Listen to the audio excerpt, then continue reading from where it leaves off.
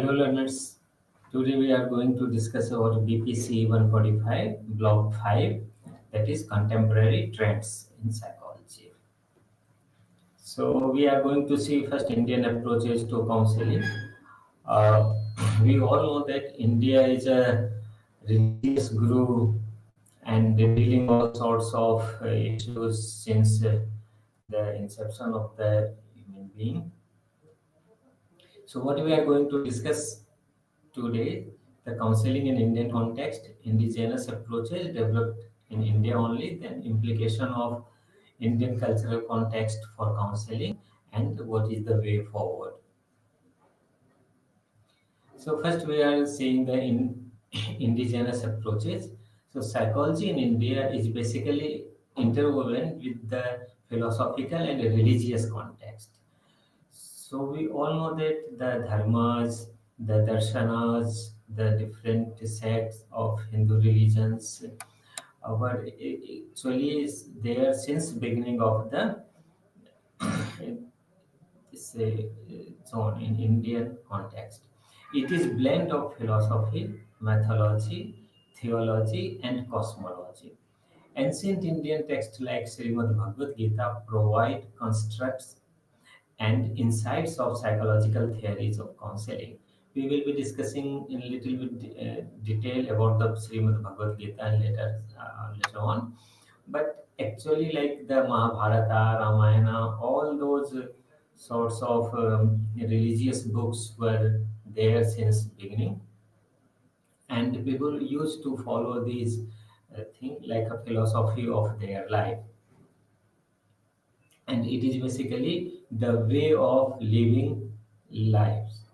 So that's why in India you find people live in a different manner. They follow certain sect, religion, and they uh, follow those things. For example, in Bhagavad Gita, like there it is emphasized about the three aspects of the leading life. Like it is talked about Karma Yoga, Jnana Yoga, and Bhakti Yoga. So Karma Yoga is for those who believe in working like social work and doing lots of karmas. Uh, and Jnana Yoga is like increasing the knowledge about the God, the life, the universe. And Bhakti Yoga is like chanting mantras and devoting his or her life for the God. So all three leads to moksha. We'll discuss in detail later on. So we all know that Vedas are considered as mother of all the religious thoughts and the lifestyle practiced by the humankind. And the Upanishad can be considered as the primary source of information related to counseling practices in India.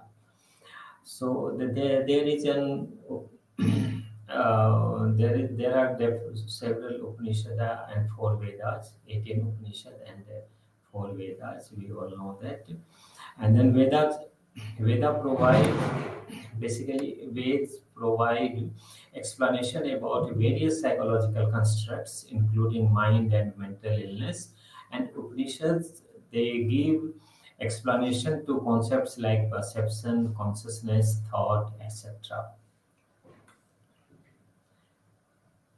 So, mental health problems and psychopathology can be understood in terms of disequilibrium of three dosas and three gunas.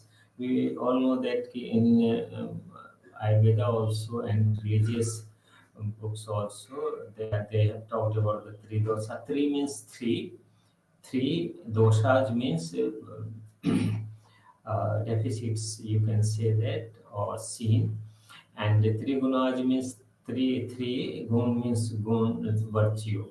So parents and teachers are considered as the primary agents of counseling during different stages of one's life. So let us see what is written in Bhagavad Gita about the counseling, or what is there in Bhagavad Gita. So we all know that it is part of the epic Mahabharata. Mahabharata book. It is part of Like Gita is part of Mahabharata, and there are 18 chapters and 701 verses. Shlokas are there, and the counseling process of Lord Krishna assisting Arjuna in the battlefield of Kurukshetra. We know about that. Okay, just before the war starts between Kaurava and Pandava, so Arjuna, when after seeing the relatives from other side, Arjuna denied to fight the battle. He said, "No, I can't fight against my own relatives. What if even I win? I have to like on the bodies of my relatives. I will not say take this such type of win. So better I should not fight." And Arjuna has given so many reasons for not fighting, and he was feeling very anxious, to some extent panicking. And so that time, Lord Krishna has given certain advices to him, interacted with him. So that is basically one type of counseling you can consider. But remember this, even though after explaining each and everything, the Arjuna could not get convinced. So then Lord Krishna has to show his original form, original um, form of Brahma, you can say that, or God. Then only Arjun could get convinced. So and sometimes what happens, some of the counselors, they basically teach Gita to their clients, but counseling is not like teaching Gita. Gita is a way of life. Srimad Bhagavad Gita is a way of life. You have to follow it. It should be in your practice. Then people will see you and then they can follow you. It's not like that telling others that karmanyevadhikaraste ma phaleshu kadachana means you do not think about the result, you just follow your duties. But saying it is very simple, but following it is very difficult. So counselors first follow these things if they want to use Gita's verses to teach or to help the client. So they should also understand the meaning and follow it. Basically, it is mentioned clearly in the Bhagavad Gita that it is a way of life. It is a way to get moksha. So you can't teach others about how to get one, because it's clearly written in the Bhagavad Gita. Every individual has their own temperament and they select their path for moksha. In Gita, there are three paths mentioned: Karma Yoga, Jnana Yoga, and Bhakti Yoga. So it's not that if you are feeling very comfortable in Bhakti Yoga or Jnana Yoga, in Vedanta Darshan, it's basically based on the Gyan Yoga, what is mentioned in the Bhagavad Gita. Whereas, like Tulsidas, Mirabai, they followed Bhakti Yoga, and they got moksha by following, chanting Hare Rama, Hare Krishna, or whatever they um, believed in the God. So the first thing is to understand. Do not just pick and choose the verses of Gita and tell others. No, this is not the right. Go through it completely. Understand the meaning of those verses. Try to follow those verses, and then you will find there are some verses which can be utilized, so that is easy for you. So but it may not be easy for the others, so let them others also read and understand, and then let them follow their own way. So but in the history we can say that the Lord Krishna has given counseling to Arjuna in the battlefield of Kurukshetra. So it is equated with various psychotherapies of the West, for example, client centered therapy, behavior therapy, and cognitive behavior therapy. So, like if you read the Bhagavad Gita, you will find it so mesmerizing So many things are given there, and when you read it again and again, you will every time you will find new things, new knowledge, new aspect of understanding life, new aspect of leading your life differently. So in Bhagavad Gita, the text is subjective and abstract in nature. So see, the verses, the all those things written in the Gita are very much abstract. It means so that's why people interpret it differently. So the way you interpret, other may interpret differently. There are several religious sects based on Bhagavad Gita. They have took one part. They have taken one part of the Gita and they followed that. For example, some of the religious sects are based on Karma Yoga, whereas others are based on either Bhakti Yoga or Jnana Yoga. Almost all religious sects in India are based on one or another aspect of the Bhagavad Gita. So the like why there are so many sects in Hindu religion? Because there is a freedom to interpret all those things written in the Gita, and that's why there are multiple interpretation of Gita. And we should not say if someone interpret differently, we should not say your interpretation is wrong because there are multiple interpretation possible. So you take which suits you. So three important approaches to understand and leading a fruitful life. Gyan, that is cognitive appraisal. Karma, that is one's action. Bhakti, that is faith in God or devotion. So what is Gyan? Gyan means in Gita it's clearly mentioned about the and all other Indian religious books. It's mentioned that Gyan means understanding the world, universe, the God, the life. So that is Gyan. If you have understood your life, your universe, your world, your God, it means you have got the Gyan. So it's like mentioned that Gyan Prapti. So as I told you, Vedanta Darshan, um, it is developed by Adi Shankaracharya.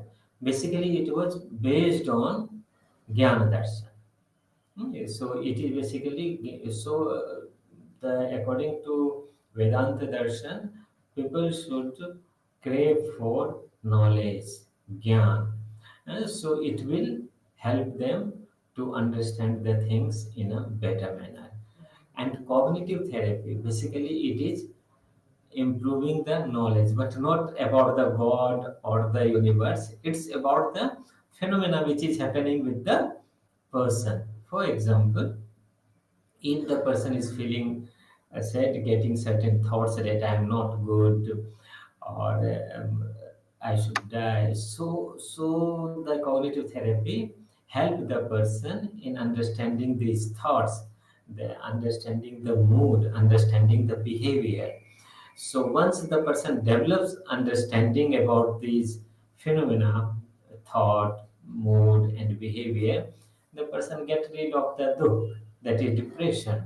So same way, like behavior therapy, it is basically based on the karma, how to modify the behavior so you can get rid of the pain or dukh or sorrow or depression. So if you see the Vedanta darshan, you will be surprised to know that the way the universe was explained, the God was explained, everything is very mesmerizing. And those who are very interested in developing knowledge and jnana, they will find this Vedanta darshan is more suitable for them. They, like one statement is there, Brahm Satyam Jagat Mithya. It means only God is true, all others are illusions. So, one thing is explained in Vedanta Darshan, like this life, this universe life is like a dream. In dream, we do lots of things, many things, but when we get up, when we wake, then we come to, oh, that was the dream, nothing was real. So, same way, this life is like dream, but when we get gyan, when we get knowledge about the God, about the Brahma, about the Parameshwar, so then will understand that all these are illusions. Like it is mentioned in the Vedanta Darshan that even the like really blood relationship, they are illusions. Like in dream, we eat something, but in really we are not eating anything. In delusion, we are getting pain, but we are fearful. But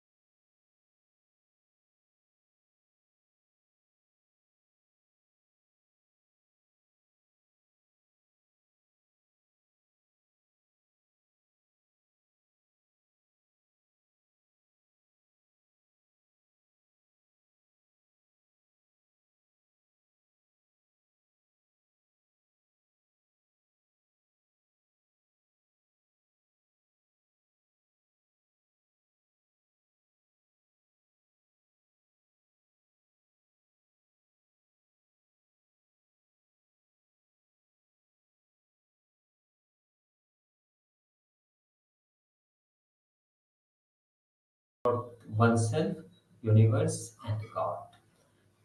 Another point is karma yoga. So, like many uh, philosophies are there on karma yoga. So, karma yoga is basically talks about the actions which do not fetch result or we do not seek results. So you do just your action and do not think about the result. For example, like lots of students, they get very severe anxiety during the exam or just before the exam. Why? Because they get they think about the result. They may get fail. They may fail also. If the questions are different, if the questions are difficult, then what I will do? I may get fail. I may not get maximum marks. I may not be the top. Okay, all that. So all these type of thinking is basically based on the result. So these are the result oriented thinking. Whereas it clear that in Gita it's written that we should focus on our duty, our karma. Like being the student, what's your duty? Your duty is just to study well, Hmm. Study enough. So whatever you can study, you should study. So if your focus is on study to gain knowledge, I should study. I should at least study 6 hours in a day. I should read all the textbooks. I should attend my all classes. Okay, so all these things will be like focusing on the karma. It's not like I should get 99% or 100% marks. So same way, like the how to lead the life, like in old age. Sometimes it's seen that the older persons they develop depression. So one of the reason for that they get lots of thoughts regarding their children. Okay, how they have faced difficulty while bringing up this up in the upbringing of the children, but when they are well to do, they are not paying attention to parents, they are not taking care of them. So they want something in back. There is no harm, but according to Bhagavad Gita, the karma should not be like that. Like this is your duty to give birth to children, to take care of your children, to provide them food, emotional need, to fulfill their emotional needs, physical needs. Being the parent, this is your duty. But and once you have completed your duty, then do not think anything in return from your children. Yeah, because you just feel happiness that you have done your duty well. Now your children are settled. That's one. Okay, what they will give you in return, it's up to them. It's you should not think about the returns. Okay, so that's why if you remember in the old days, like there were like in our religion, it is also talked about the ashramas. Okay, like first is uh, like brahmacharya ashram where you gain knowledge, uh, practice celibacy, do lots of things for improving your knowledge. Then girhasth ashram, you get married, you start your raising your family. Then sannyas ashram, when your children are grown up, then you are slowly detached from the your family, and you are basically engaged yourself in bhakti yoga, doing lots of prayer and puja part. And then one prasthashram, if you think everything is all right, now you are not contribute to the family or anything, so you take the way to jungle. That is called one prasth ashram. So you stay in hill or jungle and you practice meditation or other things, and then you leave your body, you die. So that way, like there is no attachment, no pain, no one is taking care of you. Such things are not there. In Bhakti Yoga, coming to that is the most important part and most easiest part.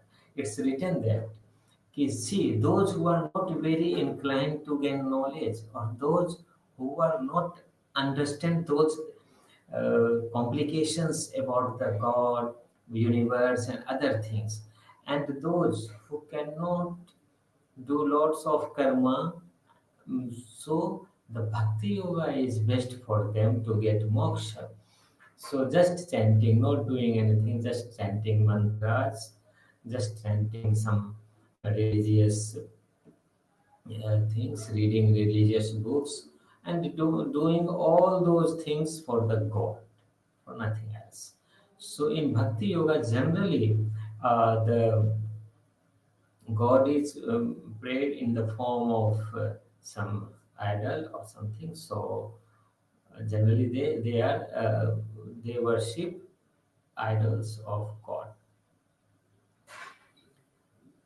So hope these three things are clear to you.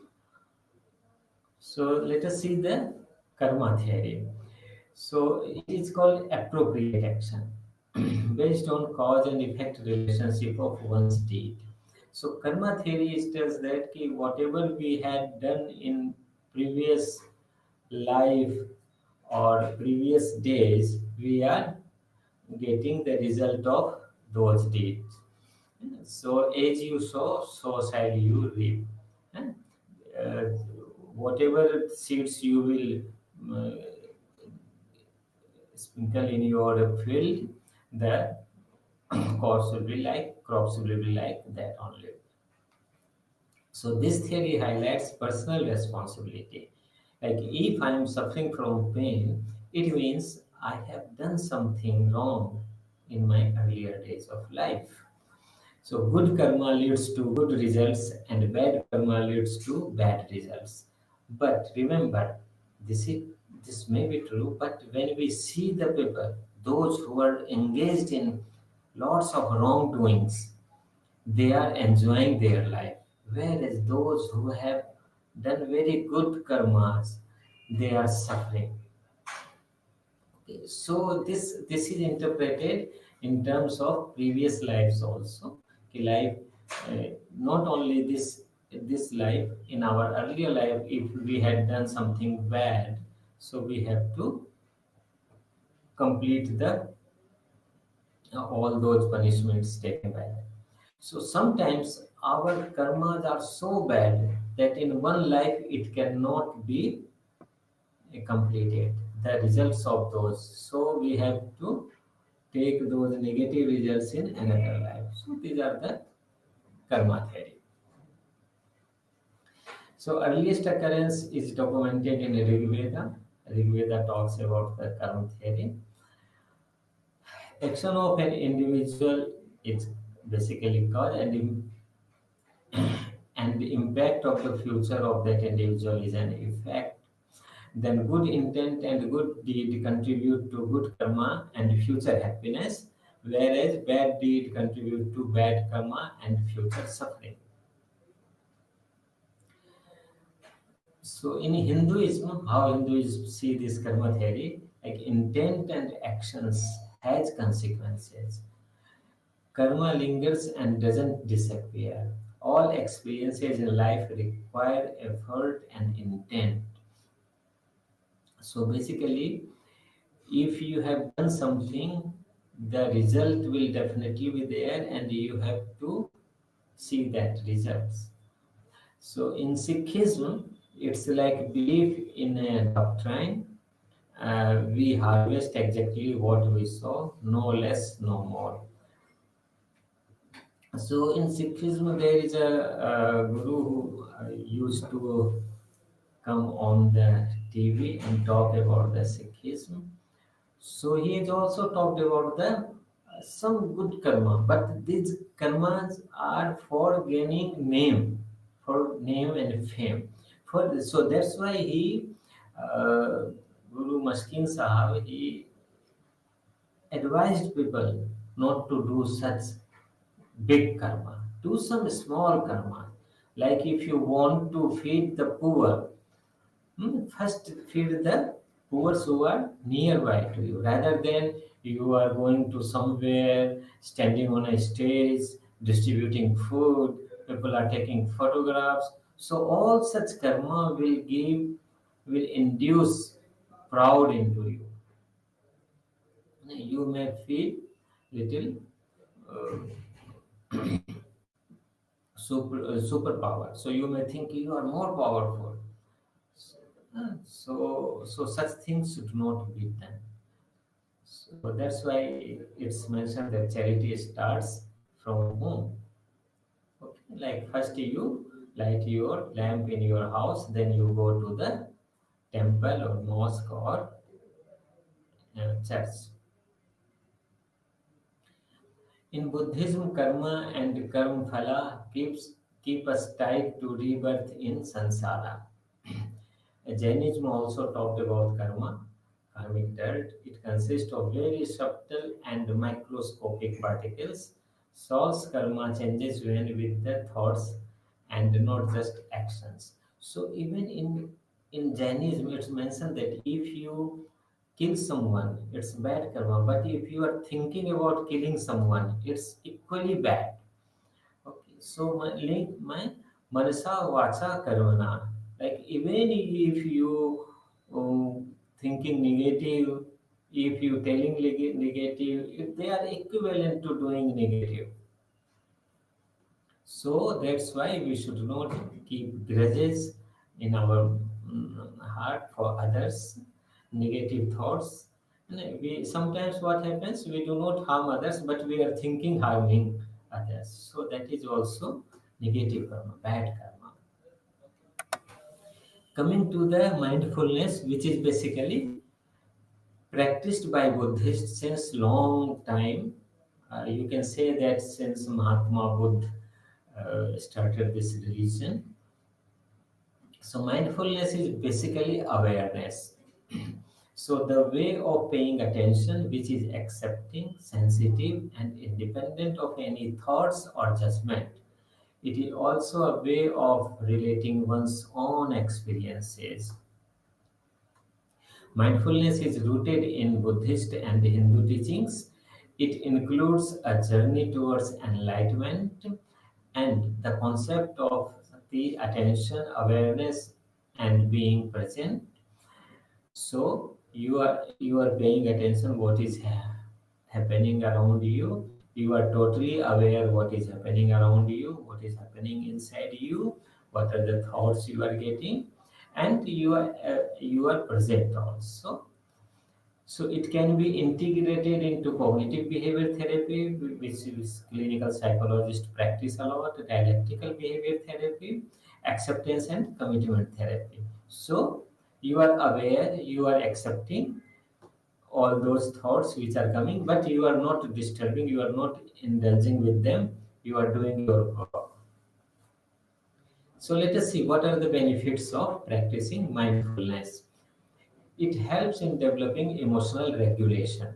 So if you are aware about your mood, thoughts, everything is coming, and you are accepting. For example, you have not got good marks in your exam, you may feel low, you may feel sad.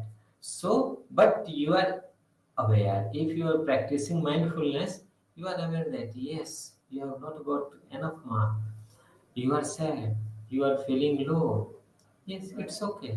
You are accepting, yes, I am feeling low. No problem. Cultivating better relationships promotes empathy because once you start getting aware about your own thoughts, mood, emotions, actions about yourselves, so it will develop empathy in you to understand others. So you may not give negative comments, rather you will try to understand the other person. Mindfulness also helps in accepting reality and cultivating patience. So you will accept reality. Now, like the children are changing, their temperament is different. So mindfulness will help you in accepting this. This is the reality now, and it will also help you in developing patience. And so you will not be agitated. It is also help in develop consciousness about various things, and most importantly it develops the insight about one's behavior and thought process. So like most of us generally do not have insight about our behavior, about our thought. That's why we get disturbed about our behavior or thought. So once we develop our insight about our behavior and thought, we will behave normally. We will behave in an appropriate manner, and our pain will be less. Like if I want to take revenge from my friend, for example, or some other person, my neighbor. So such type of thoughts will be there, and I'm not aware. So if I try to understand why I am so agitated, why I am behaving like this, so I can understand that all these phenomena. So there is some confusion that flow and mindfulness are same, but they are different. So flow is basically a state in which one is completely absorbed in an activity and loses self-awareness. And you all know that in mindfulness, the self-awareness must be there, and it is acceptance is also there. So that's why many people started practicing mindfulness. Let us see how mindfulness is different from meditation. So, mindfulness is a form of meditation, there's no doubt, because generally people sit in a meditative position or lie down in a yoga position. So, but it can be woven into any activity like talking, walking, communication, studying, etc. Like if the student is studying, he can practice mindfulness. Certain thought may come about the result, about the tension, about the anything. So the student can understand that okay, I am getting such type of thought, and I have to study. I am studying. Let the thought come and go. It can be cultivated within or outside of formal meditation, and but meditation includes many practices to achieve higher level of consciousness, one of which is mindfulness. So, what is the integrative approach? An individual is an integration of mind, body, and soul. We all know that. Origin in Taittiriya Upanishad. Uh, so it's and a person has five dimensions: Annamay Kosh, Pranamay Kosh, Manomay Kosh, Vijnanamay Kosh, and Anandamay Kosh. So, like uh, what these courses are doing. So it's called Panch course model given in Taittiriya Upanishad. So Annamay course is basically, you might be remembering this Maslow's hierarchy model. So same Annamay course is basically concerned about the physiological system of the body and their functions. We need food, water to keep this body alive. Then pranamaya cause like psychophysical dimensions, including experiences of sensation. So, if there is no pran, we cannot uh, have any type of sensation or perception. So that's why we are called dead body. Manomaya cause refers to mind, emotions, and mental mechanisms. Vijnanamaya cause higher cognitive functions. Gyan, Anandamay course, basically bliss, spiritual dimension of a person. It's not just enjoyment, it's a like blissful life. So generally, this Annamay course is the basic thing required, but we have to progress and we should go to our inner conscious, that is Anandamay course. To see the yoga and meditation. What is yoga? Yoga derived from a Sanskrit word called use, meaning union or joining. So union with God. So yoga means union with the God. So this is practice that integrates and develops mind, body, brain, and soul. Regular practice helps in stress management and improves positive mental health. But see, this is the um, short-term goal to manage your stress, to improve positive mental health. These are the short-term goal. But long-term goal of yoga and meditation is to connect with the supreme power that is called God. Benefits of yoga and meditation: it increases self-awareness, developing a sense of connection and relatedness, not only with the near and dear, with God also. Cultivating and strengthening healthy attitudes and behavior. It reduces stress and tension, developing self acceptance. So, those who perform yoga and meditation, they accept themselves, because sometimes you might be seeing some of the adolescents, they are very much concerned about their height, their color of their skin, their facial face, and other things. So why? Because they have not developed self acceptance.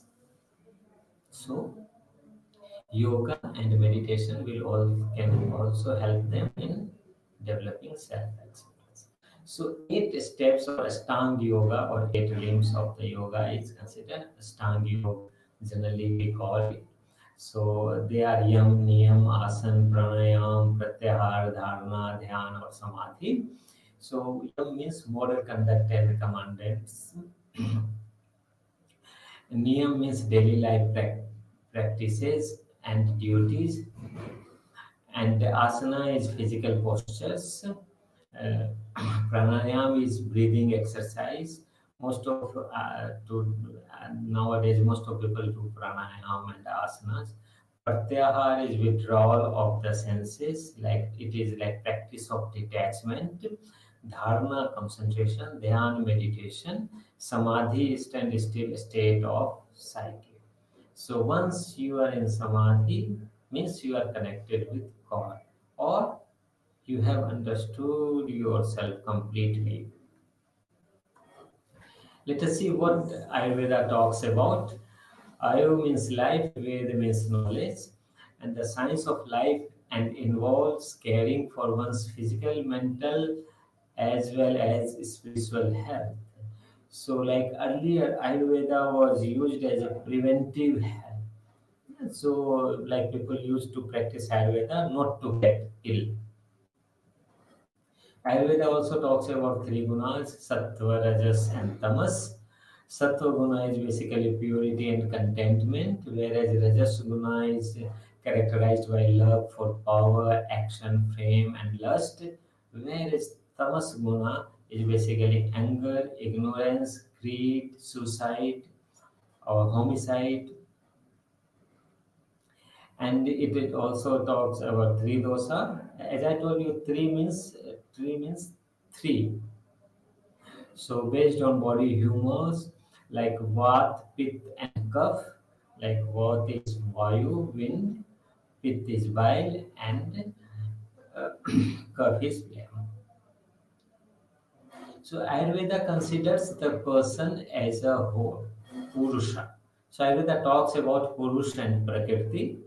Purush is a human being, Prakriti is nature. So, so human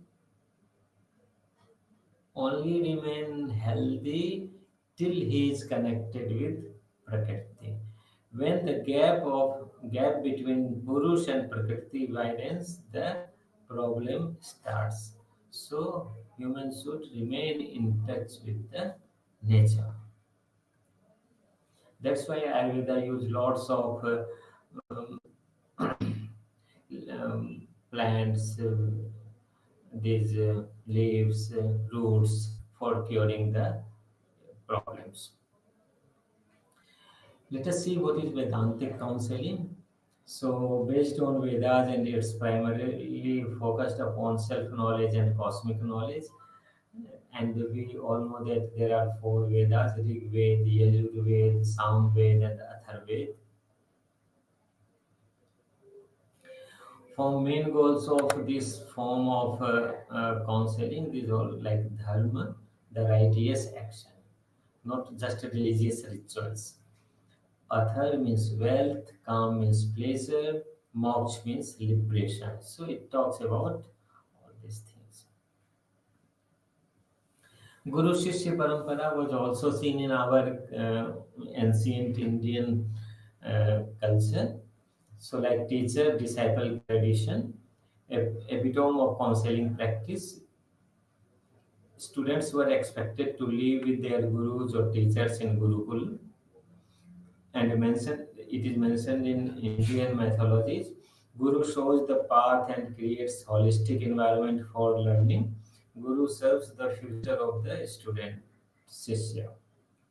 So basically, in Guru Shishya Parampara, it was not only Guru is teaching, knowledge, giving knowledge to the Guru. It is responsibility of the Guru to develop the Shishya as a holistic person. So that's why the Guru teaches the student in survival skills, life skills, and so many skills. Integrated psychology of Sri Aurobindo. So emphasis on the evolution of consciousness at the collective and cosmic level, and focus on self-observation. Counseling is considered a journey of the divine in the person, and movement from infra-rational, that is animal, to the more rational, that is human, or supranational, that is divine existence. Implication of Indian cultural context for counseling: emphasis on independence, less focus on materialism. Like in Western culture, materialism was very much high, but in earlier in our culture it was not so. Now it is developing in our culture also, our country also. Family is the focal point in Indian social cultural context. Mata, Pita, Guru, and Deva, that is God, play a very important role in our socialization. In Indian context, counseling is seen as removing and modifying or retarding existing symptoms, mediating disturbed pattern of behavior, promoting positive personality growth and development. So, what is the way forward? The Indian approaches to counseling focus on the person as a whole and the focus on socio-cultural background of a person, strong relationship between mental health and socio-cultural beliefs. Problems related to mental health becomes the reason for stigmatization. A need of culture-sensitive counseling approaches are required. So this was the indigenous approaches of Indian counseling.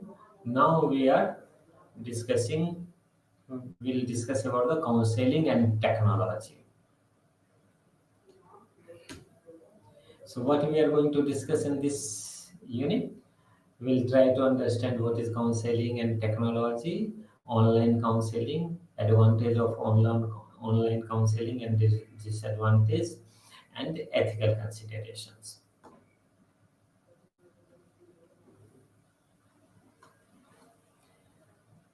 So traditionally, counseling was delivered in face-to-face mode. We all know that. Technology advancement has made it possible to deliver in the remote areas, and technology has provided a platform for counseling services. You must be aware that during the COVID and especially lockdown, people have started using Zoom, Google Meet, other online platform to connect with their client and do provide counseling online. So this was the new basically in our country. Now everyone is willing to take those who cannot come for sessions, those who are residing distant, so they can take online counseling. So role of technology in counseling. Taking appointments for counseling by email, telephone, or website. See, so no need to come. And then once, like what happens sometimes, you have come for counseling or you have come for appointment and you come to know that your counselor is on leave, so you have to go back. So due to advent of technology, no need to come. You can write to email to a counselor, sir, I am coming on this day. Tomorrow I am coming.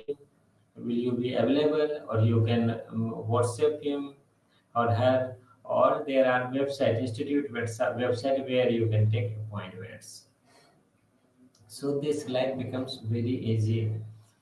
So making records of the counseling sessions, you can keep all the records of counseling session, offering online counseling services. Not only appointment, you can offer the counseling online also, on phone, on WhatsApp video call, or on Zoom or Google Meet. Then conducting counseling sessions, monitoring the progress of client over time. So once the, like in face-to-face counseling, once the client has gone, you cannot contact the client until and unless the client comes back. So now you can have in between booster session online. You can track record of the client. You can provide some homework and ask the client to send those homework, email or WhatsApp. So whatever mode of you are using. So all those things are possible now. So you can monitor the progress. Suppose you have given homework, so you can monitor the progress of the homework. Doing homework and assignments given as a part of counseling intervention, conducting assessment. So lots of assessment done during the lockdown or COVID time online only. Google Forms were used. And IGNOU students also, they have done internship online. They have submitted assignments online. They have conducted practical online. They have submitted practical files online. So it made some, like the 2 years time of COVID was utilized due to technology only. Otherwise, it would be very difficult for the student and teacher to continue the study. So areas in which technology can be used, like information related services, communication, interaction and holding meetings or conferences, delivery of services, assessment. You might be aware that many conferences went virtual, online conferences. You have to pay a minimum amount of money, registered, and attend the conference on Zoom. So, so let us see a little bit about online counseling. Interaction between counselor and client mediated by internet-based technology. Different names like e-counseling, online therapy, e-therapy, internet counseling, web counseling, etc. It is called virtual counseling. It has an edge over the traditional mode of counseling. There are lots of benefits for online counseling. So, as we have discussed, what are the modes of online counseling? Email, online chat, video conferencing, telephone-based counseling, social media, web-based counseling, supportive website with self-help modules. So, these are the modes of online counseling, and online counseling can be conducted like this. So it basically depends upon the comfort level of the counselor and the client. So which mode they prefer. So email is basically just writing about the problem, then counselor will write about the discuss about the, but and chatting is also same thing. But where video conferencing and web-based counseling is much easier for the client and the counselor, because sometimes to see the client, their facial expressions are also very important in online counseling. So let us see what are the advantages of online counseling. It increased accessibility to counseling services, no doubt. Now, many clinical psychologists are overwhelmed with the clients. Why? Because during the COVID time, everybody wants session due to the anxiety, some of them feeling panicky, some of them develop depression, some of them develop some other problems, some of them develop eating bad eating habits. So lots of issues, interpersonal issues, because everyone was in the family for longer 2 months, 3 months due to lockdown. So lots of interpersonal issues started. So what happens? People started seeking counseling online, and there were all clinical psychologists. They started providing counseling online, and now the trend is going on. Still, people are taking online counseling. So, what happened due to this facility? It increased accessibility to counseling services. Now, if you ask any clinical psychologist for appointment, they will give you at least after 3 or 4 weeks. They are so busy, lots of patients, lots of clients they are having. So decreased stigmatization of people receiving counseling services. Like earlier, people were not going to psychiatrist, psychologist. Why? Because other may see and think, oh, the person is having some problem. That's why he is going to the center. People used to avoid going mental hospitals because they think the others will see them, and they may spread this information. He is mad or she is mad. So online counseling basically decreased stigmatization of people, then enhanced connectivity between counselor and the client. As I told you earlier, client has to come to the clinic or hospital. Now and then only, and sometimes the counselor may be on leave or may not be there. So the visit will go in vain. So now it's like it became more easy for the patient, and less influence of geographical location of counselor and client. So counselor is in Delhi and client is in Bihar or Bengal, can take counseling uh, very easily. Its time efficiency, like lots of time is saved in commuting or transportation, cost effective and affordable, and it is very convenient. So these are the basically benefits of the counseling. But there are disadvantages also. Like you are just seeing the person on a screen, so you may miss certain non-verbal cues of the patient. That is one thing. Then poor understanding of emotional expression. And sometimes, like when you are doing counseling face to face, you can manage the crying behavior. You can manage the client's other behavior, violent behavior. But when you are doing online, you cannot manage the crying behavior. It's very difficult. Sometimes it's very difficult. Okay. Sometimes the client may log out from the session immediately, and you can't then connect with the client. So such type of situation may create lots of problem for the counselor. Another disadvantage, big disadvantage, is commercialization of mental health services. So now everyone is counselor, putting their advertisement, and they do online counseling. There is no accountability, nothing. Less effective in dealing with the emergency situation. In emergency situation, the face-to-face counseling is, as I told, given suppose client is suicidal, you can't do anything. And issues related to technology competence of the counselor and the client. So some of the counselor are not very computer savvy, techno savvy, or just many of the clients residing in villages or small cities are not very much well versed with the technology. And sometimes in our country, internet is also not that much supportive. Social and cultural differences between counselor and the client. So, so if the social and cultural differences, the online counseling will create lots of problem.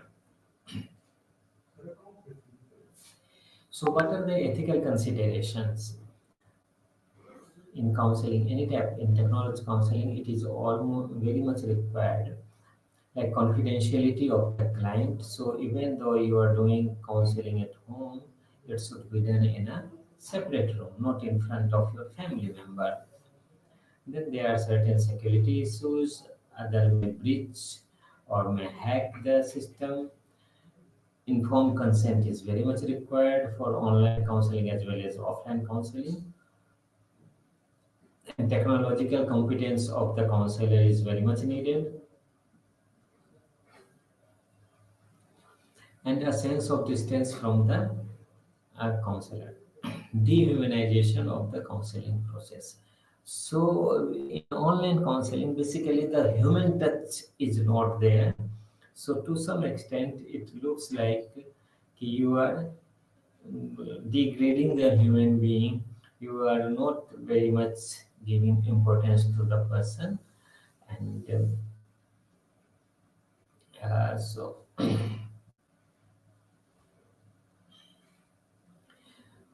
so in face-to-face counseling, clients generally they feel connected to the counselor. Counselor also very easy for the counselor to show the empathy, but in online counseling, the sense of distance from the counselor is perceived.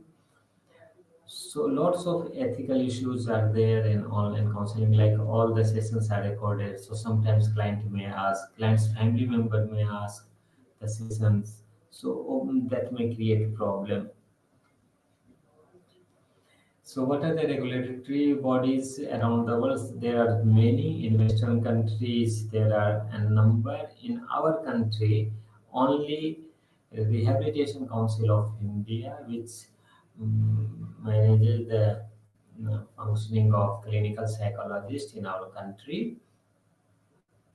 And as I told you that due to technology, the counseling become very easy, but lots of issues arise due to counseling because everywhere counselor, even though the known trend, those who are not having license doing counseling, that is not correct. So we should follow the law of the land. And sometimes, like if you are residing in India and you are doing counseling for other countries, client, so that is also having certain legal issues. So we should be aware about all those things. So thank you all for patience listening. So today we have discussed about the indigenous approaches of counseling which is there in our country and technology in counseling. Thank you again.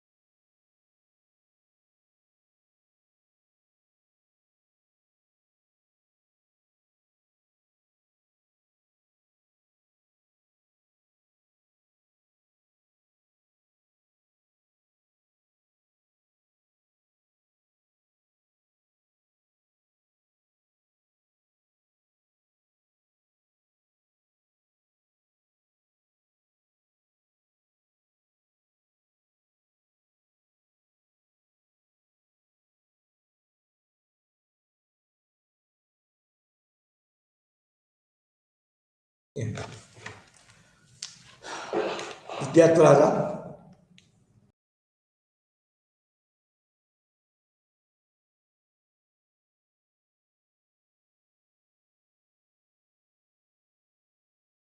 అయినా కూడా అక్కడ political science చెప్పినా కూడా అక్కడ ఈ topic cover చేయడం లేదు. అదేంటంటే స్త్రీవాదం, స్త్రీవాద రాజనీతి సిద్ధాంతాలు. అయితే అంబేద్కర్ యూనివర్సిటీ ఉంది, తర్వాత ఉస్మానియా యూనివర్సిటీలో డిస్టెన్స్ ఎడ్యుకేషన్ సెంటర్ ఉంది, తర్వాత ఇతర వేరే యూనివర్సిటీస్ ఉన్నాయని మీకు తెలుసు. కానీ అందులో ఈ టాపిక్ కవర్ చేయడం లేదు. అయితే నాకు ఈ సంతోషంగా ఉంది, ఎందుకంటే ఇది ఇగ్నోలో ఇందిరా గాంధీ నేషనల్ ఓపెన్ యూనివర్సిటీలో పొలిటికల్ థియరీస్ మరియు ప్రిన్సిపల్స్ ఫస్ట్ ఇయర్లోనే రాజనీతి సిద్ధాంతాల భాగంలో ఈ స్త్రీవాదం గురించి కవర్ చేయడము, చెప్పించడము, లెక్చరర్తో చెప్పించడం అనేది చాలా అప్రిషియేట్ చేయదగిన విషయం. ఓకే, టాపిక్లోకి వెళ్తే ఇంతవరకు మనము లిబరలిజము, మార్క్సిజము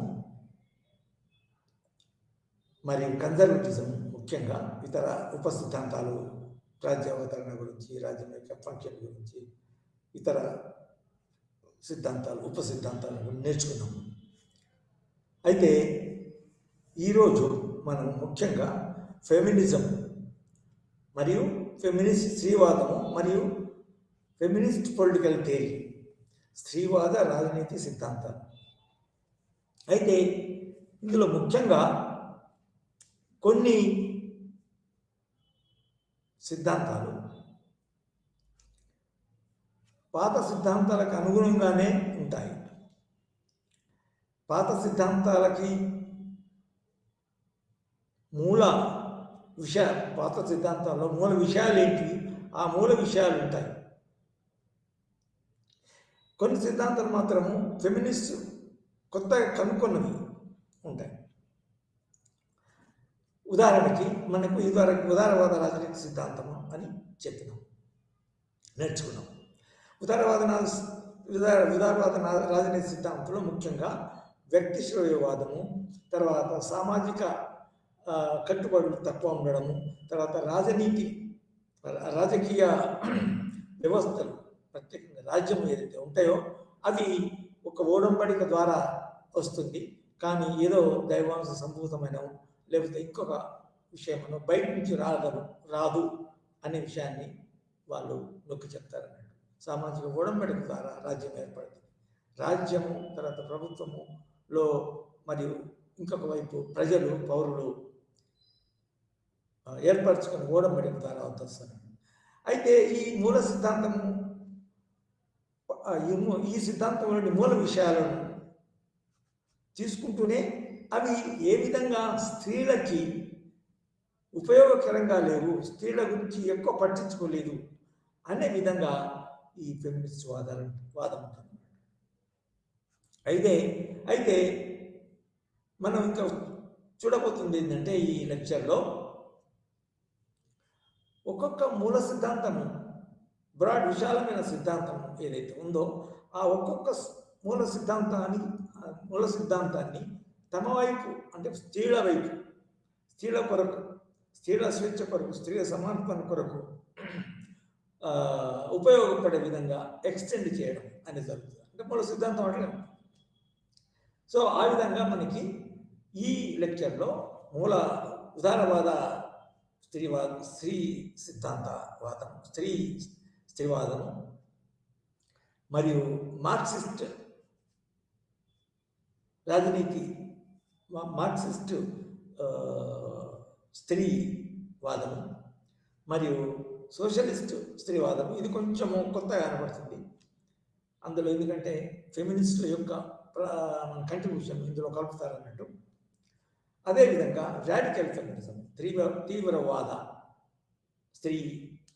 స్త్రీ స్త్రీ రాజనీత సిద్ధాంతం. ఈ విధంగా అసలు దీని తర్వాత ఇవి ముఖ్యమైనవి కాకుండా ఇంకా కొన్ని ఉన్నాయనుకోండి. For example ecological feminism, cultural feminism, రకరకాలు. సో అయితే ముఖ్యంగా మనము దీనికి ఈ సిద్ధాంతం నేర్చుకునే బదులు స్త్రీవాద రాజనీతి సిద్ధాంతం నేర్చుకునే ముందు కొన్ని వ్యవస్థలు వాటి యొక్క పారిభాషిక పదాలు తర్వాత వాళ్ళ భావాలు కొంచెం అర్థం చేసుకోవాలి. ఫెమినిజం అంటే స్త్రీ అనుకూలవాదం, స్త్రీ స్వేచ్ఛావాదం, స్త్రీవాదం. ఫెమినిస్ట్ పొలిటికల్ థియరీ అంటే స్త్రీవాద రాజనీతి సిద్ధాంతము. రాజనీతి స్త్రీలకు అనుగుణంగా స్త్రీల స్వేచ్ఛ కొరకు, స్త్రీల సమానత్వం కొరకు, స్త్రీ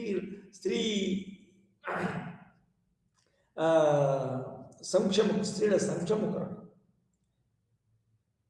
ఉన్న సిద్ధాంతాలను రివైజ్ చేయడం కానీ, కొత్త సిద్ధాంతాలను తీసుకురావడం కానీ, దీన్ని ఫెమినిస్ట్ పొలిటికల్ థియరీ, స్త్రీవాద రాజనీతి సిద్ధాంతము అని అంటారు. ఈ విధంగా మనం దాన్ని అర్థం చేసుకోవాలి. రెండవది చాలా ముఖ్యమైన విషయం ఏంటంటే చరిత్రలోను, ఆంథ్రోపాలజీలోను, మరి ఇతర సబ్జెక్ట్స్లోను కూడా వస్తుంది, ఇతర డిసిప్లిన్లో కూడా వస్తుంది. అదేంటంటే మ్యాట్రియార్కీ. అసలు మనకి తెలియదు, కానీ దాని యొక్క ఈ మ్యాట్రియార్కీ సిద్ధాంతం, మ్యాట్రియార్కీ అంటే ఏంటంటే స్త్రీ ఆధిక్యత వ్యవస్థలు, స్త్రీ ఆధిక్యత అనే దాన్ని బలపరుస్తుంది. స్త్రీలే అధికులు, స్త్రీలు పురుషుల కంటే ఎక్కువ అనే సిద్ధాంతం. అయితే మరి నిజంగా ఉన్నదా అంటే నిజంగా ఒక కాలంలో స్త్రీలు అసలు matriarchal theory of the origin of the state కూడా ఉంది. అసలు ఎక్కువ మన పుస్తకాలలో రావడం లేదు. కానీ matriarchal theory of the origin of the state అంటే పురుషులు పురుషులు రాణులుగా, పురుషులు పాలకులుగా ఉన్న కాలం కూడా కొంతకాలం కింద ఉంది, పాతకాలంలో ఉంది అన్నట్టు. సో మ్యాట్రియార్కీ ఏంటంటే స్త్రీ ఆధిక్యత, స్త్రీ యొక్క ప్రాధాన్యత, స్త్రీలు వ్యవస్థల్లో ముఖ్యంగా ఫ్యామిలీ, కమ్యూనిటీ మరియు ఇతర దాంట్లో మన రాజకీయ వ్యవస్థల్లో కూడా, అంటే ఆ కాలం ప్రతకాలం అంటే ప్రతకాలంలో కూడా ఒక ఆధిక్యత ఉంటుంది కదా, ఒకరి ఆధిక్యత ఉంటుంది కదా. ఆ ప్రాచీన కాలంలో స్త్రీ ఆధిక్యత. సో మనం ఫ్యామిలీ కనుక చూసుకుంటే ఫ్యామిలీ సర్కిల్లో, కమ్యూనిటీ కిన్షిప్లో స్త్రీ యొక్క ఆధిక్యత ఉండేది అన్ని రంగాలు. అయితే ఇది ఏంటి అంటే ముఖ్యంగా ఇది నాగరికత రాకముందు ఫ్యామిలీ పూర్తి ఏర్పాటు కాకముందు నిజానికి స్త్రీ పురుష సంగమం జరిగిన తర్వాత, పిల్లలు పుట్టిన తర్వాత పిల్లలు పూర్తిగా దగ్గరుండేది. పిల్లలు నన్ను ఎవరు పోషిస్తున్నారు, నన్ను ఎవరు పెద్ద చేస్తున్నారు, నేను ఎవరిని ఫాలో కావాలా అనే అనుకోవడానికి నిజానికి స్త్రీలే పుట్టిన నుంచి కనబడడం వరకు, తర్వాత పుట్టిన తర్వాత కొంతకాలం వరకు పిల్లలు స్త్రీల యొక్క పరిరక్షణలో ఉంటారు. అంటే దాని అర్థం అసలు పిల్లలకి అసలు ఈ సంబంధం మన తల్లి పిల్లల సంబంధం పురుషులకి ఎక్కువ ఉండదు.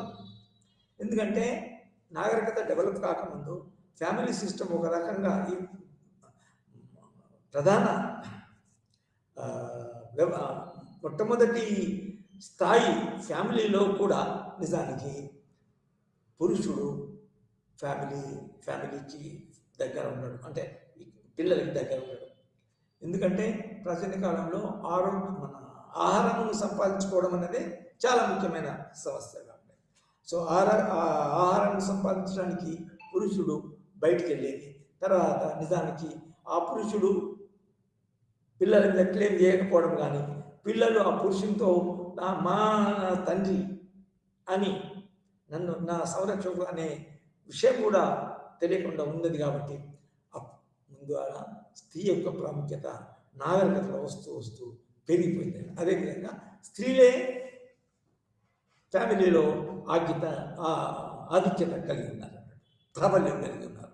అది పెరిగితే సామాజిక వ్యవస్థలు ఏర్పడిన తర్వాత రాజకీయ వ్యవస్థ ఎంబ్రియానిక్ ఫామ్లో చిన్న స్థాయిలో కూడా రాజకీయ వ్యవస్థల్లో కూడా స్త్రీలే ముఖ్యులుగా ఉంటాయి అన్నట్టు. సో దాన్ని ఆ వ్యవస్థను ఏమన్నారంటే మ్యాట్రియార్కీ, మాతృస్వామ్య ఆధిక్యత వ్యవస్థలు, ఆ మ్యాట్రియార్కీని మ్యాట్రియార్కల్ సిస్టమ్ అంటారు, మ్యాట్రియార్కీ అంటారు. ఏ విధంగా మోనార్కీ అంటారో స్త్రీలు ఆధిక్యత, తర్వాత స్త్రీ స్వామ్యము, మాతృస్వామ్యము కూడా. సో అన్ని స్టేజ్లలో, అన్ని రంగాలలో స్త్రీ అనేది ఎక్కువ ప్రాముఖ్యత కలిగి ఉంటుంది. సో అయితే నిజానికి అందులో నిజంగా మనం చాలా స్పష్టంగా అర్థం చేసుకోవచ్చు ఏ విధంగా స్త్రీలు ఆధిక్యత కలిగి ఉన్నారు, స్వేచ్ఛ కలిగి ఉన్నారు, పురుషుల కంటే ఎక్కువ స్వేచ్ఛ కలిగి ఉన్నారు. అంటే ప్రాముఖ్యతను, ప్రాధాన్యతని, స్వేచ్ఛ, సమానత్వం అనేది ఏదైతే ఉంటుందో అవి స్త్రీలకి మొదలు వచ్చింది. అందులో పురుషులు నిజంగా వెనకబడి ఉన్నారంటే వెనుకలో నెట్టబడి కాదు. పురుషులు వెనుకబడి ఉన్నారంటే వాళ్ళ యొక్క న్యాచురల్గా, స్వభావసిద్ధంగా వాళ్ళ యొక్క ప్రాధాన్యత, వాళ్ళ ప్రాబల్యం, వాళ్ళ యొక్క స్థితి అనేది మొదటి ప్రకృతి వ్యవస్థలో తక్కువ ఉంది కాబట్టి సో స్త్రీలు పురుషులు నిజానికి వెనకబడారు. అయితే నాగరికత పెరుగుతూ ఏమైంది అంటే స్త్రీల వెనుకబడుతనము, స్త్రీలకు ఉన్న సమానత్వము, స్త్రీల యొక్క ప్రాధాన్యత తగ్గి కొత్త వ్యవస్థలు ఏర్పడ్డాయి. ముఖ్యంగా సొంత ఆస్తి, తమది, తమ వస్తువులు, తమ ఇల్లు, తమ భూమి, ఇవన్నీ ఈ సొంత ఆస్తి అనే ఒక క్రూడ్ ఫామ్లో ప్రాథమిక స్థాయిలో ఏర్పడిన తర్వాత దాన్ని ఆధారంగా చేసుకొని పురుషుడు తన యొక్క ప్రాబల్యాన్ని పెంచుకున్నాడు. అదేవిధంగా ఆ ప్రాసెస్లోనే స్త్రీ మీద ఆధిక్యత కూడా సంపాదించుకున్నాడు. సో ఆధిక్యత సంపాదించుకున్న తర్వాత ఏమైంది అంటే పురుషుని యొక్క ప్రాముఖ్యత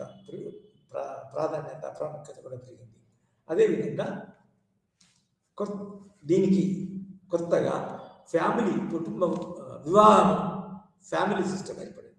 సో ఫ్యామిలీ సిస్టమ్ ఏర్పడిన తర్వాత సామాన్యంగా ఈ ఆస్తుల మీద, పాస్తుల మీద మన పురుషుల యొక్క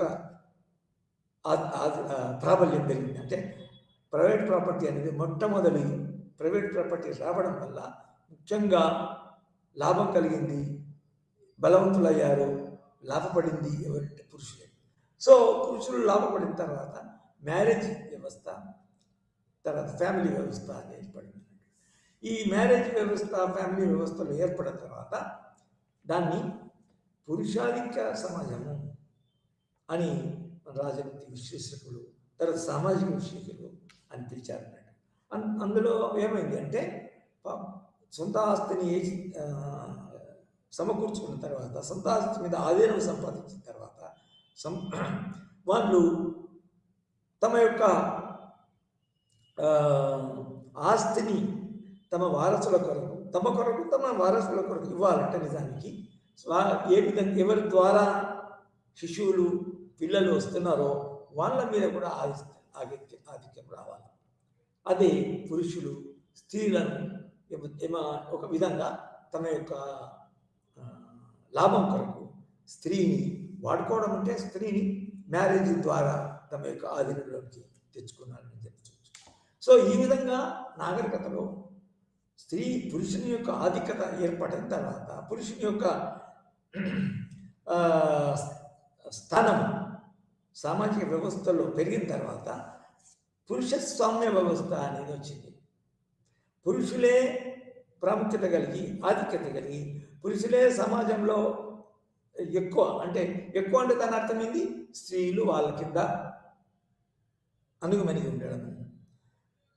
పురుషుల ఏడ స్త్రీలు విధేయత కలిగి ఉండడం. ముఖ్యంగా ఏంటంటే భార్యాభర్తల ఫ్యామిలీ ద్వారా, ఫ్యామిలీలో పురుషునికి లొంగి ఉండడం, విధేయతగా ఉండడం జరుగుతుంది. సో ఈ వ్యవస్థనే ఈ యొక్క బ్రాడ్ విశాలమైన వ్యవస్థ ఏదైతే అన్ని ఇంక్లూడ్ అయ్యే వ్యవస్థను ఏమంటారంటే ప్యాట్రియార్కీ, పురుషాధిక్యత సమాజము, పురుషాధిక్యత వ్యవస్థ, పురుషాధిక్యత రాజకీయాలు మొదలగునవి.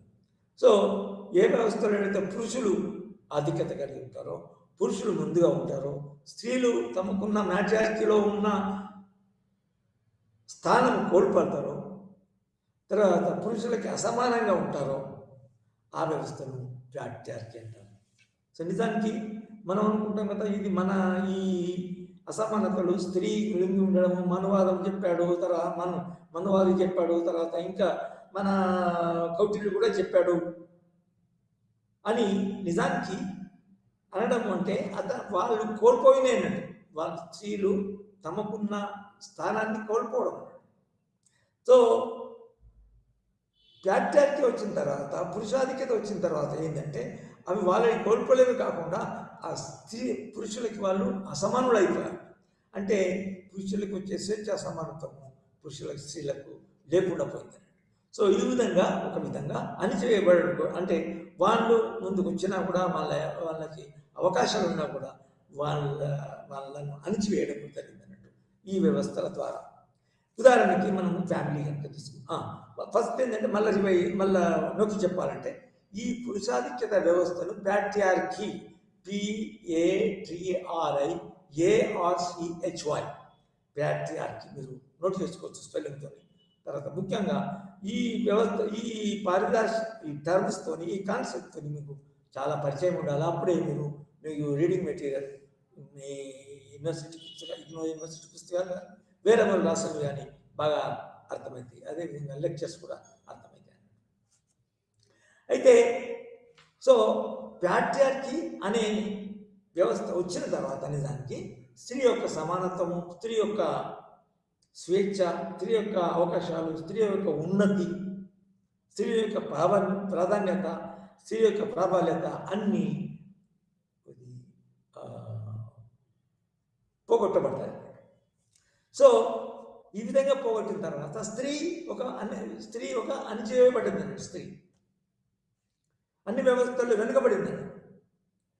అయితే ఈ స్త్రీ వెనుకబాటును తీసివేసి స్త్రీ వెనుకబాటుతనాన్ని పాలదోలి వాళ్లకు ఇదివరకున్న మ్యాట్రియార్కీలో ఉన్న స్థానాన్ని తీసుకురావడం, తర్వాత ఇప్పుడు ఉన్న నాగరికత వల్లనో, తర్వాత అనేక రంగాల్లో అభివృద్ధి వల్లనో వచ్చిన మానవులకి వచ్చిన సౌకర్యాలు, సమానత్వము, సంపద, ఇవన్నీ స్త్రీలకు కూడా రావాలా.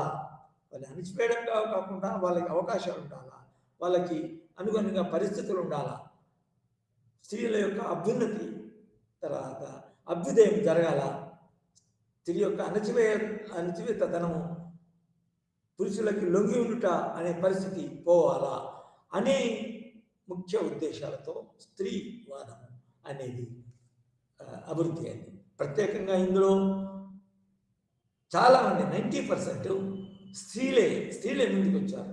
స్త్రీ సామాజిక శాస్త్రజ్ఞులే ముందుకు వచ్చారు. ఫర్ ఎగ్జాంపుల్ మేరీ ఓల్స్క్రాఫ్ట్ అనే ఆమె మొట్టమొదటి విండికేషన్ ఆఫ్ ఉమెన్స్ రైట్స్ అనే పుస్తకం రాసింది. దాని ద్వారా అసలు స్త్రీకి ఉండవలసిన హక్కులు ఏంటి, స్త్రీ యొక్క ప్రాముఖ్యత ఏంటి అనేది అన్ని చెప్పబడ్డాయి. నిజానికి మన ఎన్నో పుస్తకాలలో మూమెంట్స్, తర్వాత ఇవన్నీ బాగా కలిపి రాస్తారు, కానీ సిద్ధాంతాన్ని ముఖ్యంగా సిద్ధాంత యొక్క ప్రాధాన్యత, తర్వాత రూట్స్ ముందుగా అర్థం చేసుకోవాలి. అప్పుడే నిజానికి మనం మూమెంట్స్ దగ్గరికి పోవచ్చు. సో కొన్ని పుస్తకాలలో మూమెంట్స్ తర్వాత మన సిద్ధాంతాలను పూర్తిగా కలగబలగం చేశారు.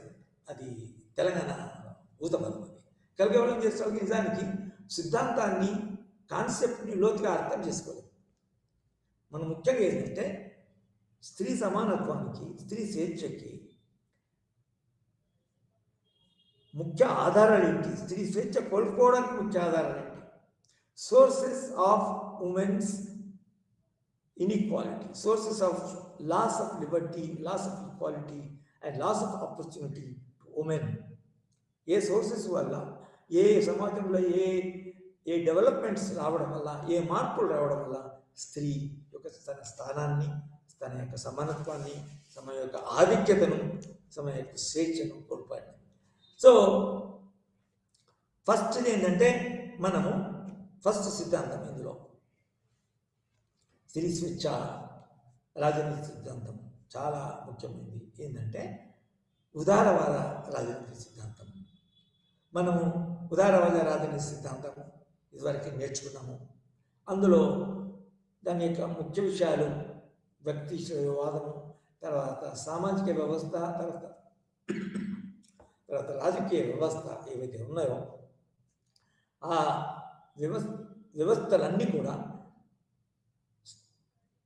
మన మానవుల యొక్క శ్రేయోభిలాషి, శ్రేయం, మానవుల యొక్క లాభాలు, మానవుల యొక్క అభివృద్ధికి కొరకు ఏర్పాటు అనేవిగా పరిగణించబడుతుంది. అంటే individual as a centre. So మీకు రాజ్యమే నిజానికి ఇండివిజువల్ సెంటర్గా ఇండివిజువల్ యొక్క స్వేచ్ఛను పోగొట్టకుండా రక్షించే విధంగా ఉండాలి. సామాజిక ఒడంబడిక సిద్ధాంతం. థామస్ అబ్సల్యూట్ లిమిటెడ్ పవర్ అన్నాడు, కానీ అది కూడా అబ్సల్యూట్ పవర్ను థామస్ ఆఫ్ మొనార్కీని సమర్థించాడు. అంటే అబ్సల్యూట్ పవర్ను సమర్థించాడు, కానీ ఆ అబ్సల్యూట్ పవర్ కూడా మనుషుల యొక్క స్వేచ్ఛ కొరకే, మనుషుల యొక్క ప్రాణరక్షణ కొరకే అని అతను వాదించాడు. కాబట్టి అతను కూడా లిబరల్ సిద్ధాంతంలోనే వస్తాడు. అదేవిధంగా అంటే అతను అబ్సల్యూట్ పవర్, నిరపేక్ష సార్వభౌమాధికారాన్ని ప్రతిపాదించినా కూడా అది పురుషుల యొక్క, మానవుల యొక్క రక్షణ కోసమే, స్వేచ్ఛ కొరకే, సమానత్వం కొరకే అని మనం అర్థం చేసుకోవాలి. అదేవిధంగా మన రూసో, తర్వాత ఇతర మన రాజనీతిజ్ఞులు కూడా ఆ విధంగా మానవుల యొక్క. అయితే ఇక్కడ మనం దీన్ని ఫిలాసఫికల్ అంటే మనము ఈ స్త్రీలు ఇందులో ఉన్నారు అని అంటే నిజానికి ఉన్నారు అంటే మానవుల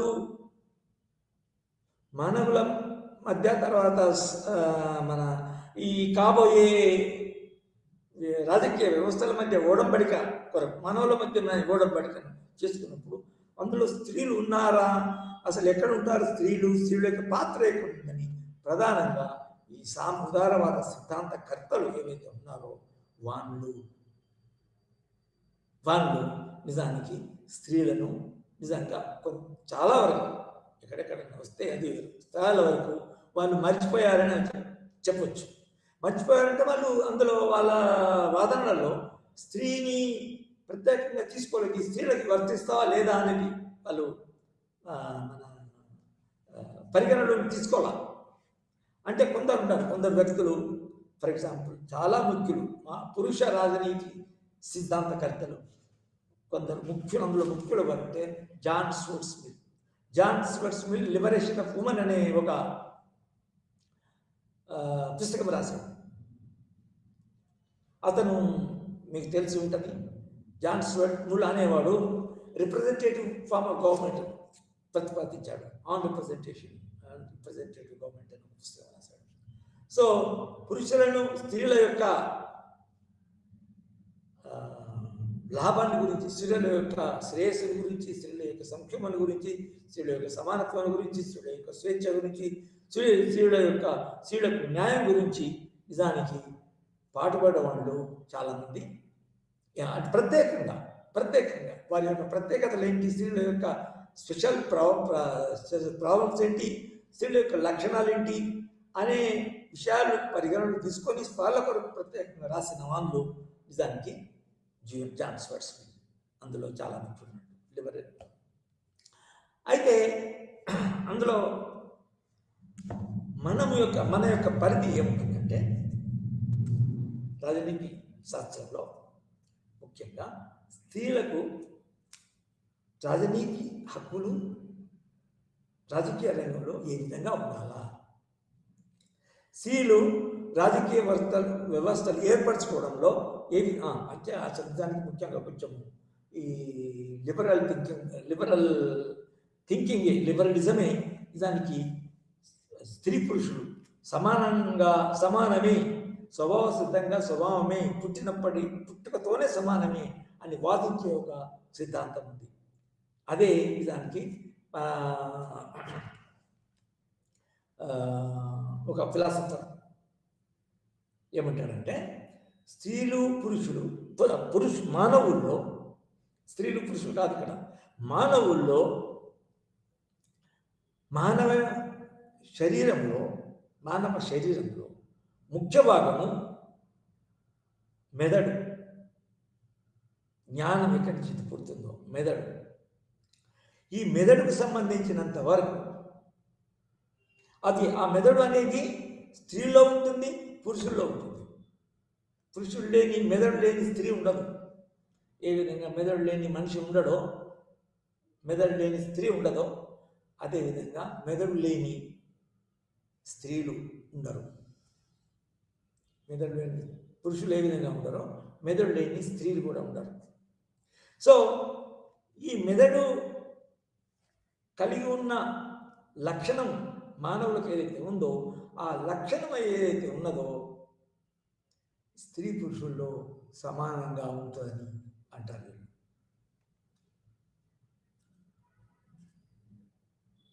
అంటే ఈ ఫిలాసఫీ, ఈ తత్వం ప్రకారము స్వాభావికంగా మనుషుల్లో మానవుల్లో ముఖ్యమైనది మెదడు. ఈ మెదడు పరంగా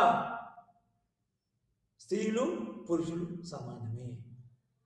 అయితే ఇంకొక పరంగా అంటే ఇప్పుడు పురుషులు వాళ్ళకి అవయవాలు వేరుంటాయి, వాళ్ళ యొక్క బయాలజీ వేరు.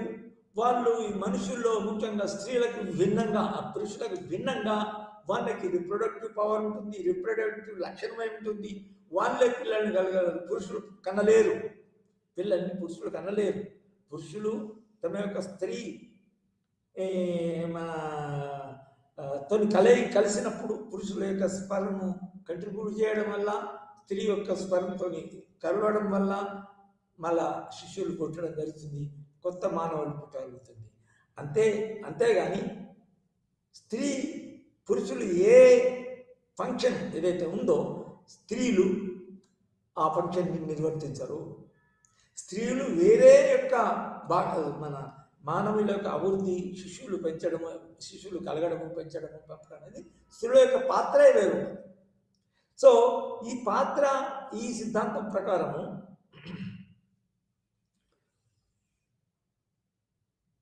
వాటిని నిర్వర్తించడంలో స్త్రీ పురుషులు విభిన్నులే, అసమానులు కావచ్చు, సమానులు, అది ఇంపార్టెంట్ కాదు.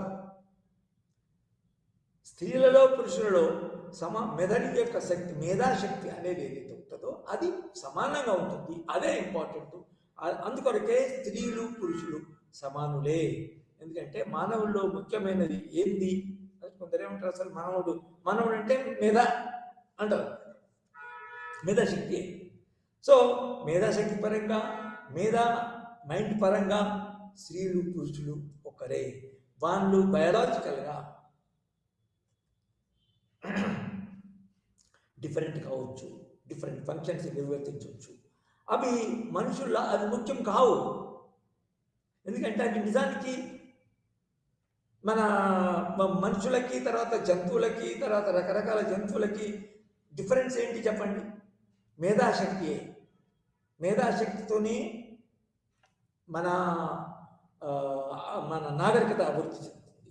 మేధాశక్తితోనే మన మానవులు జంతువులపై ఆధిక్యత కలిగి ఉంటారు.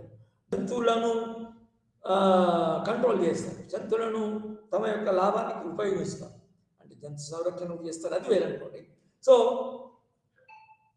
మనుషులు ఏ విధంగా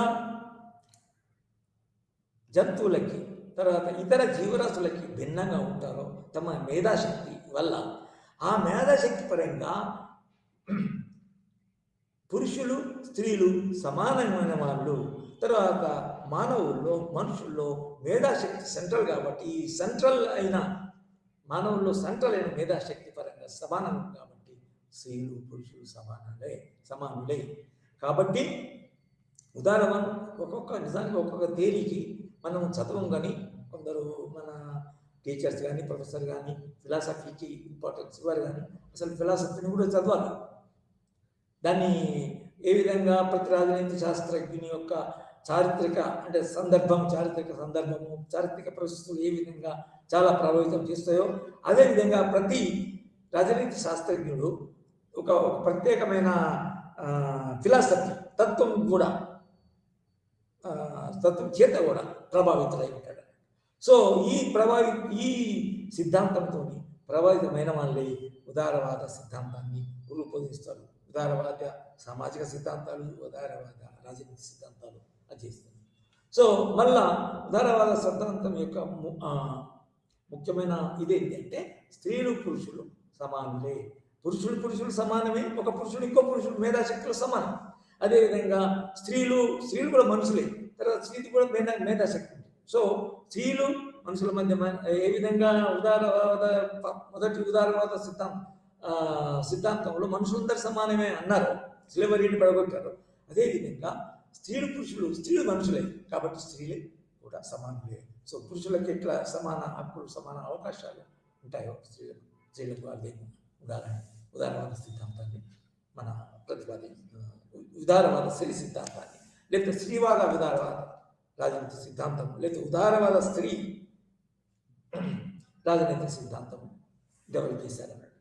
సో ఇందులో మళ్ళా కాలంలో ఈ యొక్క మన ఫెమినిస్ట్ మూమెంట్స్లో ఎక్కడెక్కడ ఏ ఫెమినిస్ట్ మూమెంట్ వచ్చింది, ఏ ఫెమినిస్ట్ యొక్క ఉద్దేశాలు ఏముండే, నిజానికి సిద్ధాంతం నేర్చుకున్నప్పుడు అది కొంచెం పక్కకు ఉంటుంది అంతే. అంటే ముఖ్యం కాదన్నట్టుగా కాదు నేను, కానీ అక్కడ పెట్టి ఈ సిద్ధాంతం కాన్సెప్ట్ని మనము ఫిలాసఫీని చాలా చేసుకోవాలి.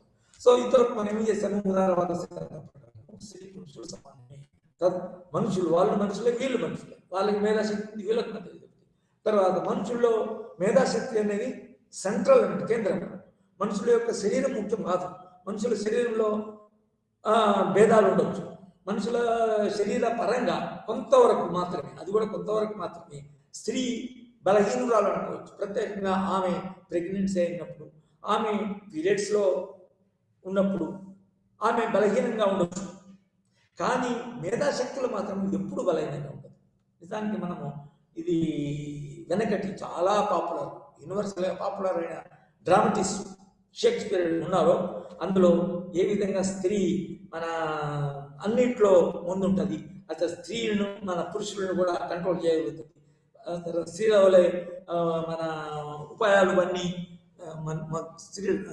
పురుషుల వల్ల ఉపాయాలు అన్నీ పురుషులను కంట్రోల్ చేయడము, వ్యవస్థను కంట్రోల్ చేశారు అన్నింటిలో చెప్తారు. మ్యాక్బెత్ కానీ, అతను రాసిన మన మర్చెంట్ ఆఫ్ వెనిస్ కానీ, తర్వాత ఇతర డ్రామాలు కానీ స్త్రీని ఏ విధంగా చేస్తారు. తర్వాత మీరు హిస్టరీలో చూస్తారు ఇంకా స్త్రీ ఒక కాలంలో చాలా సమానమైనది కాకుండా పురుషులు ఎన్ని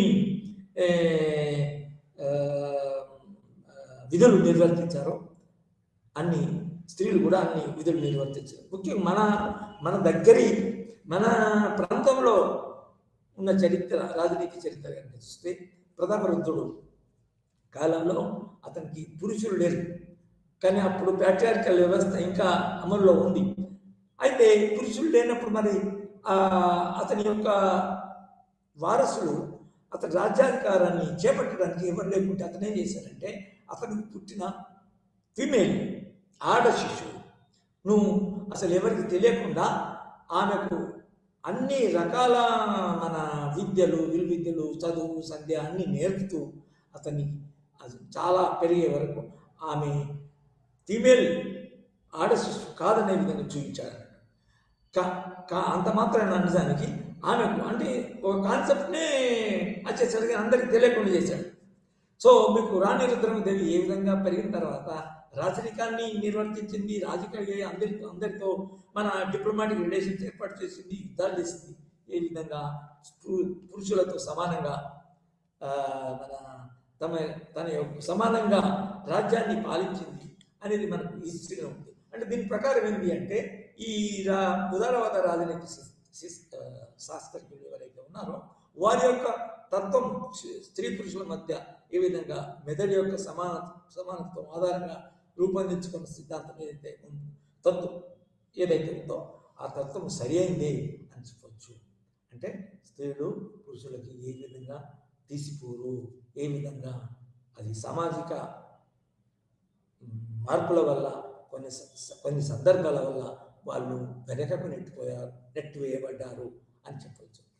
పురుషుడు తన యొక్క ఆధిక్యతను సంపాదించుకోవడానికి, ఆస్తిపాస్తులను కాపాడుకోవడానికి ఫ్యామిలీ వ్యవస్థ ఏర్పరచుకున్నాడు పురుషునికి. ఆ ఫ్యామిలీ వ్యవస్థలో ముఖ్యంగా ప్యాట్రియార్కల్ ఫ్యామిలీ వ్యవస్థలో పురుషాధిక్యత ఏర్పడింది. అందులో మూల సూత్రం ప్యాట్రియార్కల్ వ్యవస్థలో మూల సూత్రం ఏంటంటే చిన్న వాళ్ళు పెద్దోళ్ళకి, అంటే చిన్న పిల్లలు పెద్దోళ్ళకి అనుగుణంగా విధేయతగా ఉండాలి. స్త్రీలు పురుషులకి విధేయతగా ఉండాలి. అంటే ఉదాహరణకి ఇంట్లో ఈ పెద్దలు చిన్నోళ్ళు వచ్చిన వాళ్ళు అక్కడ ఒక స్త్రీ పెద్దదైనా కూడా ఆమె కంటే చిన్నవాళ్ళు, ఆమె కంటే చిన్న మనుషులు చిన్న పురుషుడికైనా విధేయత ఉండాలి. కానీ స్త్రీ పెద్దదైనా కూడా ఆమెకు అణిగిమని ఉండనక్కర్లేదు అనే సిద్ధం. ప్యాట్రియార్కీ అంత లోతుగా పోతుంది అన్నట్టు. స్త్రీ పెద్దదైనా కూడా స్త్రీలు కానీ చిన్న స్త్రీలు కానీ చిన్న పురుషులు కానీ ఆమెకు చిన్న వాళ్ళైనా కూడా పురుషులేడని విధేయతగా ఉండాల్సి వస్తుంది. ఫర్ ఎగ్జాంపుల్ మనం చూస్తున్నాం కదా, అంటే మొన్నటి వరకు స్త్రీలకు ఆస్తి హక్కు రానప్పుడు ఆమెకి సమానత్వం రానప్పుడు వరకు భర్త చనిపోయిన తర్వాత స్త్రీకి పురుషులు మన ఆస్తి హక్కు లేకుండా అది మా మామ ఆ ఆస్తులను నిర్వర్తించేదన్నట్టు. అంటే స్త్రీకి హక్కు లేకుండా ఉండడం. కానీ ఈ కాలంలో వస్తుంటే స్త్రీకి సమాన హక్కులు వచ్చినాయి. ఆస్తి హక్కు కానీ ఇతర హక్కులు కానీ సమానంగా వచ్చినాయి. సో అదేవిధంగా స్త్రీ చిన్నవాళ్ళు వాళ్ళకి అనుగుణంగా ఉండాలి, పెద్దవాళ్ళకి విధేయత ఉండాలి, పెద్దోళ్ళు కంట్రోల్ చేయాలి. తర్వాత పెద్దోళ్ళల్లో కూడా చిన్న పెద్దోళ్ళలో కూడా మళ్ళీ లింగ వివక్ష ఉంది. అంటే చిన్న పురుషుడు కూడా పెద్ద స్త్రీ మీద ఆధిక్యత కలిగి ఉంటాడు, మన సంబంధంలో ప్రాధాన్యత కలిగి ఉంటాడు, ప్రైమసీ ఉంటుంది పురుషుడు. అది పురుషాధిక్య సమాజం. అంటే ప్యాట్రియార్కీ అంటే అంత లోతుగా ఉంటుంది. మనం కొందరు అర్థం చేసుకోం.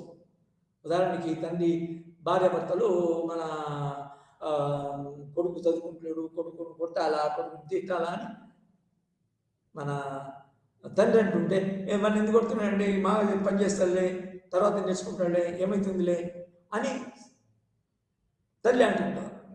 కానీ ఆఖరికి ఏంటంటే ఈ వివాదంలో తండ్రి తల్లిని అంటే భర్తే భార్యని కంట్రోల్ చేస్తుంది. ఎందుకంటే స్త్రీ కాబట్టి అంటే స్త్రీ అతని పెంచింది, ప్రేమతో పెంచింది, నిజానికి సమాన హక్కులుగా ఉండాలి ఆ వాదన, ఆ కొడుకు ఏం చేయాలనేది.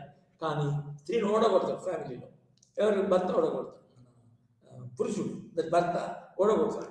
అది మనకు స్త్రీ పురుష సమానత్వం. అంటే ఫ్యామిలీలో స్త్రీ మన అణిగిమని ఉంటారు. అదేవిధంగా స్త్రీ అనేది నానుడి, ఆడది అంటే బయటికి వెళ్తుంది. ఒక వస్తువు నిజానికి ప్యాట్రియార్కల్ సిస్టంలో స్త్రీ అనేది ఒక వస్తువుగా ఉంటుంది, గిఫ్ట్గా ఇవ్వబడుతుంది. రాజరికాలు ఒక రాజు ఓడిపోయిన రాజు ఏం చేస్తాడు, తన బిడ్డను మన గెలిచిన రాజు యొక్క కొడుకు లేదా గెలిచిన రాజు చాలా వయసు వాడు మన పెళ్లి కాని వాడైతే ఆ రాజుకై గిఫ్ట్గా ఇస్తాడు. ఒక వస్తువుగా పరిగణింపబడింది. ఇది ఆనందం ఇచ్చే అందాన్ని, ఆనందాన్ని, సౌకర్యాలను కలిగజేసే వస్తువుగా పరిగణింపబడింది ప్యాట్రియార్కీ. సో అంత ప్యాట్రియార్కల్ వ్యవస్థ అనేది మీరు ఆ విధంగా అర్థం చేసుకోవాలి. అందుకొరకే ముఖ్యంగా ఈ ఉదారవాద సిద్ధాంతం అన్నీ ఉన్నాయి కదా, మళ్ళీ స్త్రీవాద సిద్ధాంతం ఎక్కడి నుంచి వచ్చింది, ఎందుకు అవసరమా అనేదాన్ని అర్థం చేసుకుంటే మీకు నిజానికి మీ యొక్క జ్ఞానం, మానవ సమాజం యొక్క జ్ఞానం పరిపూర్ణంగా ఉండదన్నట్టే. ఎందుకంటే మానవ వ్యవస్థలో, నాగరిక వ్యవస్థలో జనాభాలో సగభాగమైన స్త్రీలు ఏ విధంగా మనం ఈ ఉదారవాదులు సోషలిస్ట్ వాళ్ళు వీళ్ళందరూ ప్రతిపాదించిన సిద్ధాంతాలకు దూరంగా ఉంటున్నాం అనేది గెలవదండి. కాబట్టి నేను ముందే చెప్పాను, ఈ స్త్రీవాద సిద్ధాంతాలు ఈ బిఏ వాళ్ళకి ఈ డిస్టెన్స్ ఎడ్యుకేషన్ అయినా కూడా ఈ బిఏ స్థాయిలో కూడా స్త్రీవాద సిద్ధాంతాలు ఇంక్లూడ్ చేయడము, కవర్ చేయడము చాలా అప్రిషియేట్, మెచ్చుకోదగ్గ విషయం అని ముందే చెప్పాను. సో నౌ మనం ఉదారవాద సిద్ధాంతం. అయితే ఉదారవాద సిద్ధాంతంలో ముఖ్యంగా ఏమొస్తుందంటే equality of women and women in all fields. For example vote హక్కు, women also should have right to vote in electing the king. సామాజిక ఓడంబడికలు ఏ విధంగా నిజానికి ఈ స్త్రీవాద సిద్ధాంతకర్తలు ఏమంటారంటే అసలు హాఫ్ లాట్ మ్యాన్ అంటారు. ఫర్ ఎగ్జాంపుల్ గాడు తర్వాత మ్యాన్, మరి ఉమెన్ ఏది, ఉమెన్ ఎక్కడ అని పరిశీలన ఒక్క లాస్ట్కు చాలా వెనుక వచ్చే జేఎస్ మిల్ అనేవాడు అతను మన ఉమెన్ గురించి మాట్లాడతాడు. కానీ తక్కిన రచనలందరూ తమ యొక్క తెలుసో మంచి వాళ్ళకి ప్రాధాన్యత స్త్రీలకి ఉన్నాడు, ఉమెన్ అని రాయాలి మెన్. కాబట్టే మనకి ఈ మధ్యన మొత్తం వెస్ట్రన్ కంట్రీస్లో మరి ఇక్కడ కంట్రీస్లో కూడా మ్యాన్ అండ్ ఉమెన్ అని అంటారు. లేకపోతే మనము ఒక పదవికి సంబంధించిన విషయానికి వస్తే చైర్పర్సన్, చైర్ ఉమెన్ అనడం కానీ చైర్పర్సన్, చైర్ ఉమెన్ కూడా అనొచ్చు, తప్పే ఉంది. చైర్ ఉమెన్ అనొచ్చు లేదా చైర్పర్సన్ అనొచ్చు. చైర్పర్సన్ అంటే మనకి స్త్రీలు పురుషులు కలిపి వస్తుంది. చైర్మన్ అంటే అది మొదటి నుంచి వస్తుంది. సో ఈ స్త్రీవాద సిద్ధాంతాలు నిజానికి పురుషుల్లో ముఖ్యుడు చెప్పారు, జాన్ స్టూవర్ట్ మిల్ అనేవాడు. సో వాళ్ళు ఏమంటారంటే రాజకీయ రంగంలో, తర్వాత ఆర్థిక రంగంలో, ఎందుకంటే వీళ్ళు సమానత్వం అనే సిద్ధాంతంతో ఆర్థిక రంగంలో, తర్వాత ఉద్యోగ రంగంలో, ఉద్యోగ విషయంలో, ఉద్యోగం సంబంధించిన విధానాలలో స్త్రీ సమానమైన ఉద్యోగ హక్కు కలిగి ఉండాలి.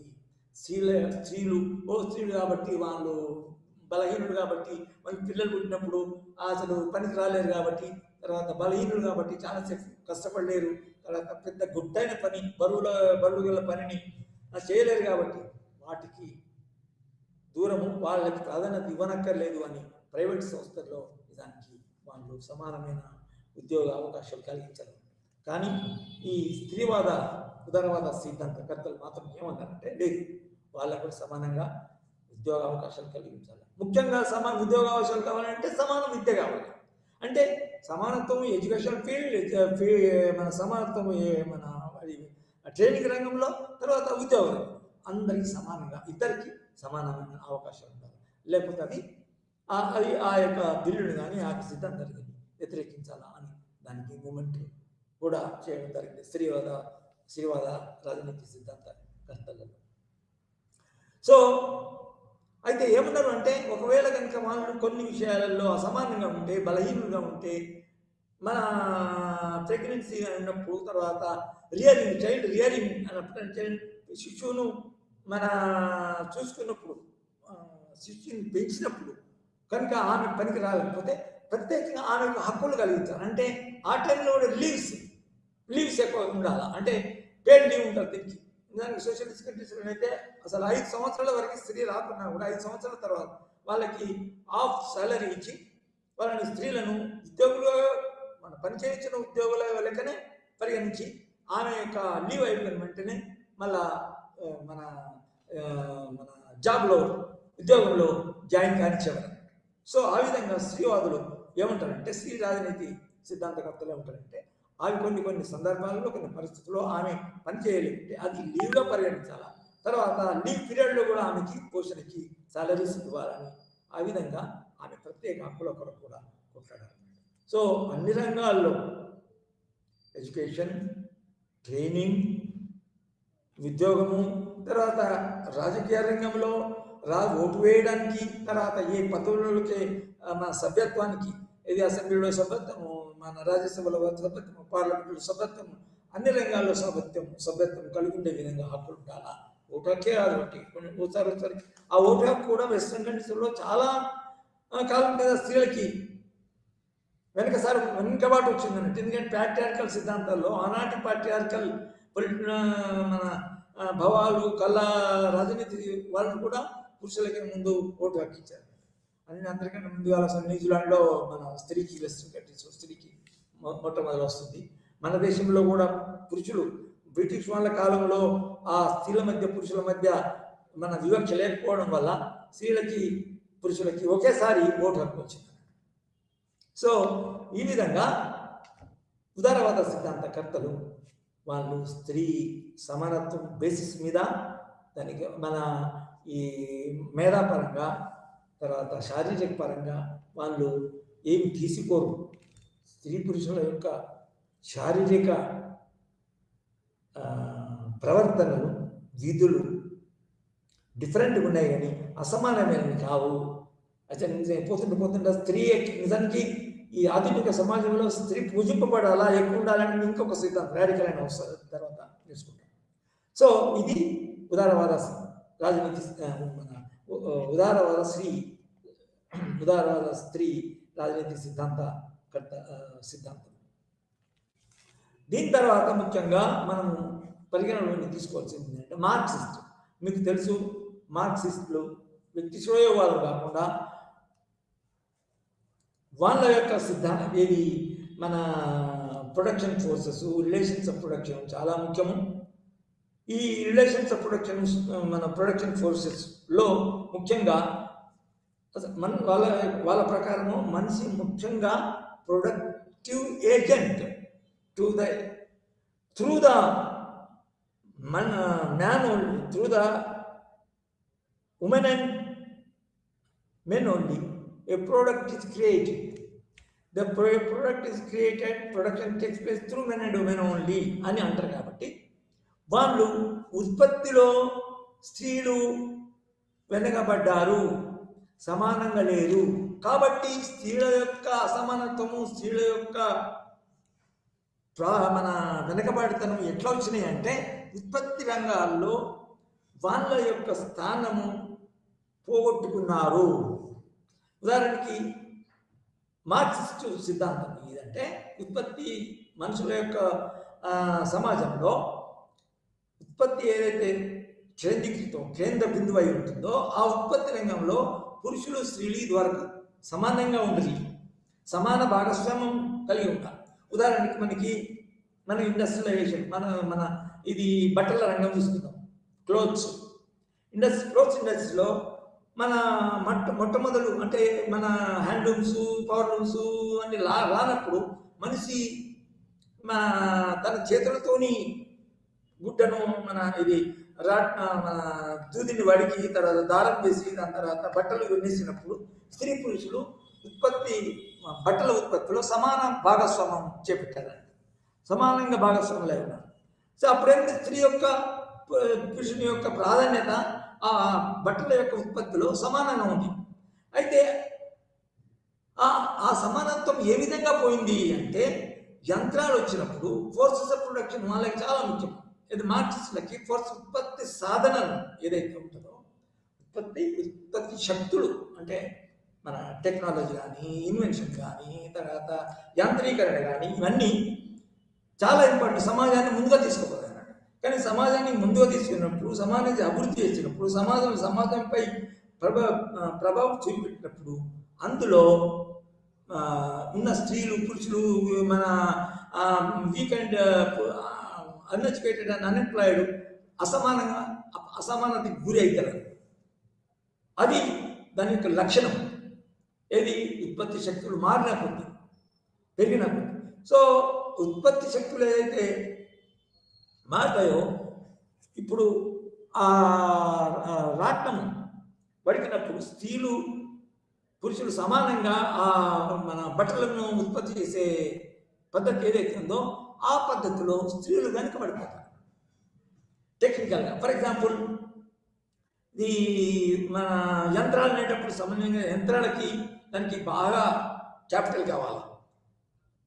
క్యాపిటల్ ఉన్నప్పుడే నువ్వు యంత్రాలను సమకూర్చుకొని యంత్రాల ద్వారా మన బట్టలు నేసి అమ్మి ఎక్కువైన ఈ విదేశాల్లో అమ్మి లాభాలను చేకూర్చుకోవడం కొత్త ఆర్థిక పద్ధతి వస్తుంది కదా. సో ఆ పద్ధతిలో ఉత్పత్తి ప్రక్రియ అనేది మార్చినప్పుడు, ఉత్పత్తి విధానం మారినప్పుడు స్త్రీలు సామాన్యంగా అంటే వెనుకబడిపోతారు. ఎందుకంటే వాళ్ళు మన ఫ్యామిలీలో ఉన్నప్పుడు, ఫ్యామిలీలో అసమానులుగా ఉన్నప్పుడు ముందుగా బయటకు పోవడము, విద్య నేర్చుకోవడము, ముఖ్యంగా ఇది యంత్రాల్లో పనిచేయాలంటే యంత్రాల్లో ట్రైనింగ్ తీసుకోవాలా, యంత్రాల్లో పనిచేయడానికి మినిమం ఎడ్యుకేషన్ కావాలి. తర్వాత బయటకు పోవాలి, ఎక్కడ యంత్రాలు ఎక్కడుంటే అక్కడికి పోవాలి. ఉదాహరణకి మన తెలంగాణలో చాలామంది బాంబేకి వెళ్ళారు. బాంబేలో ఏర్పడ్డ కొత్త క్యాపిటలిస్టు మా క్లోత్స్ ఇండస్ట్రీలకి వీళ్ళు పోయి జాయిన్ అయ్యారు. ఈ పురుషులు వెనకబడ్డారు. తర్వాత మన ఈ చేతి వృత్తులు, చేనేత అనేది వెనుకబడిపోయింది, చేనేత అని లేకుండా పోయింది. కాబట్టి ఒక ఉత్పత్తి రంగం, బట్టల ఉత్పత్తి రంగంలో స్త్రీలు అసలు మొత్తం వెనుకబడిపోయారు. సో ఈ విధంగా అంటే మా తర్వాత వీళ్ళకి మార్క్సిస్టులకి మీకు తెలుసు కదా, ఆర్థిక విషయమే చాలా ముఖ్యము. సమానత, స్వేచ్ఛ మన ఒక మనిషికి, ఒక వ్యక్తికి రావడంలో, సమకూర్చుకోవడంలో ఆర్థిక సమానత్వము, ఆర్థిక పరిస్థితి ముఖ్యమైనది. సో ఆర్థిక సమానత్వానికి ముఖ్యమైన ఆర్థిక ఉత్పత్తిలో సమాన భావం కోల్పోయారో ఏది పురుషులు, ఈ యంత్రాల వల్ల, దానివల్ల, దీనివల్ల, క్యాపిటలిజం వల్ల పోయారో ఆ అసమానత్వం వల్ల, ఆ విధంగా ఏర్పడిన అసమానత్వం వల్ల వాళ్ళు వెనుకబడిపోయారు. కాబట్టి స్వేచ్ఛను, ఆర్థిక సమానత్వాన్ని కోల్పోయారు, ఆర్థిక స్వేచ్ఛను కోల్పోయారు, తర్వాత అన్ని కోల్పోయారు. కాబట్టి స్త్రీ కనుక మళ్ళా సమానత్వం రావాలంటే, స్వేచ్ఛ రావాలంటే ఆ ఉత్పత్తి రంగంలో వీళ్ళు స్త్రీలకు సమానంగా భాగస్వాములు అయ్యేట్టు చూడాలి. క్యాపిటలిస్ట్ యొక్క ఆర్థిక రంగము, తర్వాత ఇవన్నీ ఎట్లా ఉంటాయంటే లాభసాటి వృత్తి అయితేనే, లాభసాటి ప్రక్రియ అయితేనే, లాభసాటి ఆర్థిక విధానాలు అయితేనే వాళ్ళు వాటిని అనుసరిస్తారు. మన లాభం లేని విధానాలను వాళ్ళు అనుసరించారు. ఉదాహరణకి స్త్రీలు పురుషులు కనుక సమానంగా తీసుకుంటే మన స్త్రీ తప్పకుండా అన్ట్రైన్డ్ కానీ, తర్వాత బలహీనులు కానీ, వాళ్ళు స్త్రీలు ఉన్నారు కాబట్టి వాళ్ళని తీసుకుంటే వాళ్ళకి లాభం రాదు. అంటే వాళ్ళకి సామాన్యంగా బాగా లాభం రావాలంటే, ఆర్థికంగా సంస్థ డెవలప్ కావాలంటే పురుషులను వెనుకబాటు చేయొచ్చు, స్త్రీలను వెనుకబడేయచ్చు, తర్వాత స్త్రీలను ప్రిఫరెన్స్ ఇవ్వకపోవచ్చు. కాబట్టి ఈ ఉత్పత్తి రంగాలలో కొత్త మార్పుల వల్ల వచ్చే స్త్రీలకి సమానత్వ, స్వేచ్ఛ, తర్వాత ఆర్థిక వ్యవస్థలో భాగస్వామ్యం లేకపోవడాన్ని తీసేస్తేనే వాళ్ళకి మన అణిచివేయబడటానికి, వెనుకబడటానికి, వెనుకబడటానికి మళ్ళా దూరం అవుతారు. తర్వాత స్త్రీ పురుషులకు సమానంగా అవుతారు అని మార్క్సిస్టులు భావిస్తారు. సో అందుకొరకు వాళ్ళు ఏమంటారు, వాళ్ళ మూమెంట్లో స్త్రీలు పురుషులు ట్రేడ్ యూనియన్లో కానీ, క్యాపిటలిస్ట్ వ్యవస్థలో కానీ, క్యాపిటలిస్ట్ అనుసరించే మన మన వర్కర్ వ్యతిరేక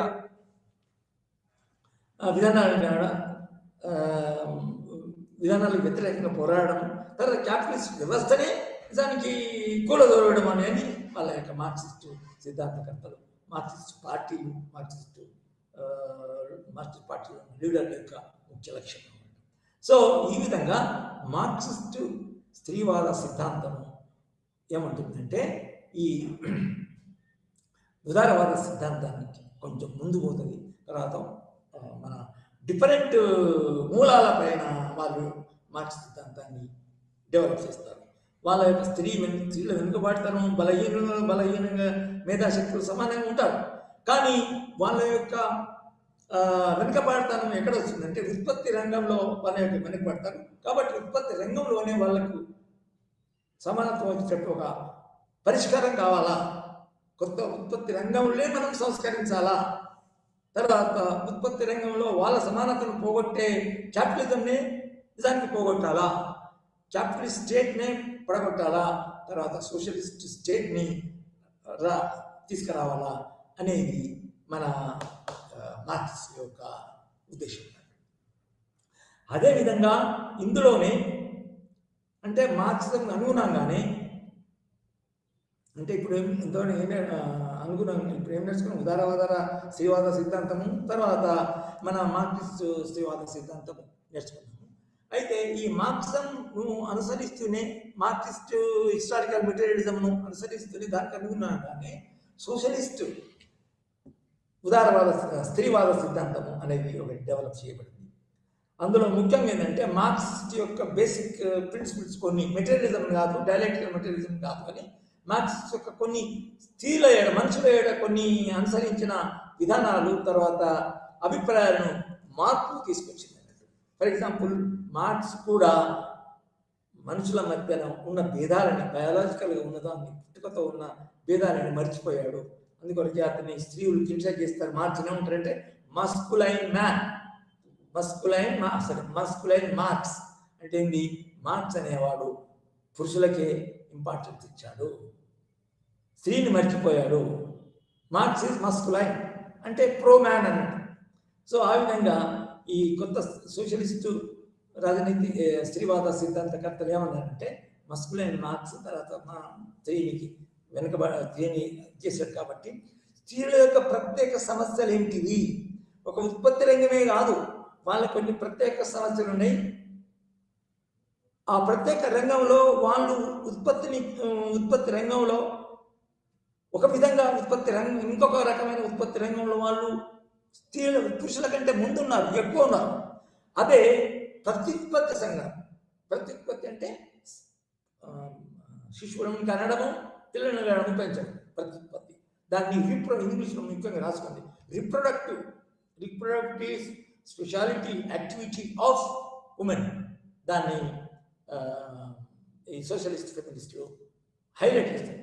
ఈ స్త్రీ ఉత్పత్తి రంగం, ఈ స్త్రీ ఏదైతే ఉన్నదో ఆ స్త్రీ యొక్క ఉత్పత్తి రంగం, ప్రత్యుత్పత్తి రంగం ఏదైతే ఉన్నదో, స్త్రీలను పెంచడం, శిశువులను కనడము, వాళ్ళని పెంచడము, తర్వాత వాళ్ళకి విద్యాబుద్ధులు నేర్పడము సాధ్యమైనంత. ఇప్పుడు 5-6 సంవత్సరాల వరకు కొంచెం మారినట్టు 5-6 సంవత్సరాలకు స్త్రీలే చేస్తారు కదా. అదేవిధంగా మాల్గొన్న తర్వాత మళ్ళీ అత్తమామలను చూసుకోవాలా, వృద్ధులను చూసుకోవాలి. ఈ రంగంలో స్త్రీ మన చేసిన కష్టము, స్త్రీ చేసిన శ్రమ అనేది మార్క్స్ ఎక్కువ ఇంపార్టెన్స్ ఇవ్వలేదు. కాబట్టి సోషలిస్ట్ ఫెమినిస్టులు ఏమన్నారంటే ఇది మన ఈ ఫ్యామిలీ తర్వాత ప్రత్యుత్పత్తి రంగంలో ఈ గుర్తించి ఆ ప్రత్యుత్పత్తి రంగంలో ఉన్న శ్రమ ఏదైతే ఉందో దానికి ఇంపార్టెన్స్ ఇవ్వాలి అని సోషలిస్ట్ ఫెమినిస్టులు అది తీసుకున్నారు, ప్రాముఖ్యత ఇచ్చి. దాంట్లో ఏమన్నారంటే దాంట్లో చేసే పనిని గుర్తించి వాళ్ళకు కావలసిన దానికి పరిష్కారం కూడా కావాలని చెప్పారు.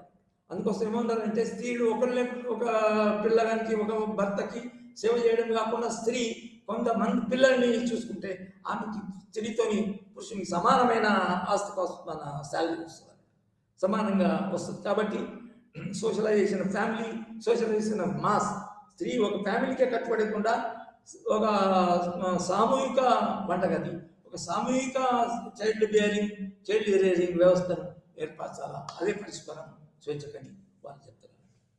అయితే ఇంకొక ముఖ్యమైన స్త్రీవాద సిద్ధాంతం అనేది రాడికల్ ఫెమినిజం. ఈ రాడికల్ ఫెమినిజం అనేది అంటే ఇది ఒక తీవ్రవాదం. అంటే నిజానికి ఈ రాడికల్ ఫెమినిజంలో స్త్రీని చాలా పైకి తీసుకెళ్తారు, స్త్రీ ప్రత్యేకతలను పైకి తీసుకెళ్తారు, హైలైట్ చేస్తారు, ముందుకు తీసుకొస్తారు, చూపెడతారు. అదేంటి అంటే స్త్రీ పిల్లని అంటది, స్త్రీ యొక్క బయాలజీ. అసలు నిజానికి మన సంస్కృతంలో, భారతదేశ సంస్కృతిలో స్త్రీలు ఏ విధంగా పూజించబడతారు, స్త్రీ మన దేవతగా, స్త్రీ దేవతలు ఎంతమంది ఉన్నారు కదా. సో వాళ్ళు ఏమంటారంటే స్త్రీకి ఈ హక్కులన్నీ ఎక్కడి నుంచి, ఏ సందర్భంలో, ఏ విషయంలో కావాలంటే స్త్రీ యొక్క ప్రత్యేకతలను బట్టి స్త్రీ యొక్క హక్కులను కూడా రూపొందించాలా, కొత్త హక్కులను రూపొందించాలంట. సో స్త్రీకి ఉన్న ప్రత్యేకతలు, ఆమె వెంట్రుకలు కానీ, ఆమె యొక్క బయాలజీ కానీ, ఆమె యొక్క ప్రత్యుత్పత్తి అంగాలు కానీ, స్త్రీ అంగం, తర్వాత కొన్ని సందర్భాలలో స్త్రీ అంగాన్ని పూజిస్తాం. సో ఆమె విషయాలన్నిటికీ ప్రత్యేకంగా ప్రాధాన్యత ఇచ్చి ఆ ప్రాధాన్యతలలోనే పురుషులు లేనివి కూడా ఆమెకు కలిగించలేదు, ఆమె ప్రత్యేక అవసరాలను బట్టి, ఆ బాడీ యొక్క దాన్ని బట్టి. So radical. అదేవిధంగా వాటన్నిటిని సమకూర్చుకోవడానికి వాళ్ళు నిజానికి పురుషులకి, స్త్రీలకి వేరే ఆర్గనైజేషన్స్ ఉండాలి, పురుషులకి వేరే, స్త్రీలకి వేరే ఆర్గనైజేషన్ సెపరేటిజం అని ఒక కొత్త సిద్ధాంతం వాళ్ళు తీశారు. సో ఇది రాడికల్ ఫెమినిజం. ఇది స్త్రీ ఉన్న పుట్టుకతో ఉన్న ఈ మెదడులో పురుషుడికి సమానత్వమే కాకుండా స్త్రీకి ఇంకా శారీరకంగా కూడా కొన్ని ప్రత్యేకతలు ఉన్నాయి.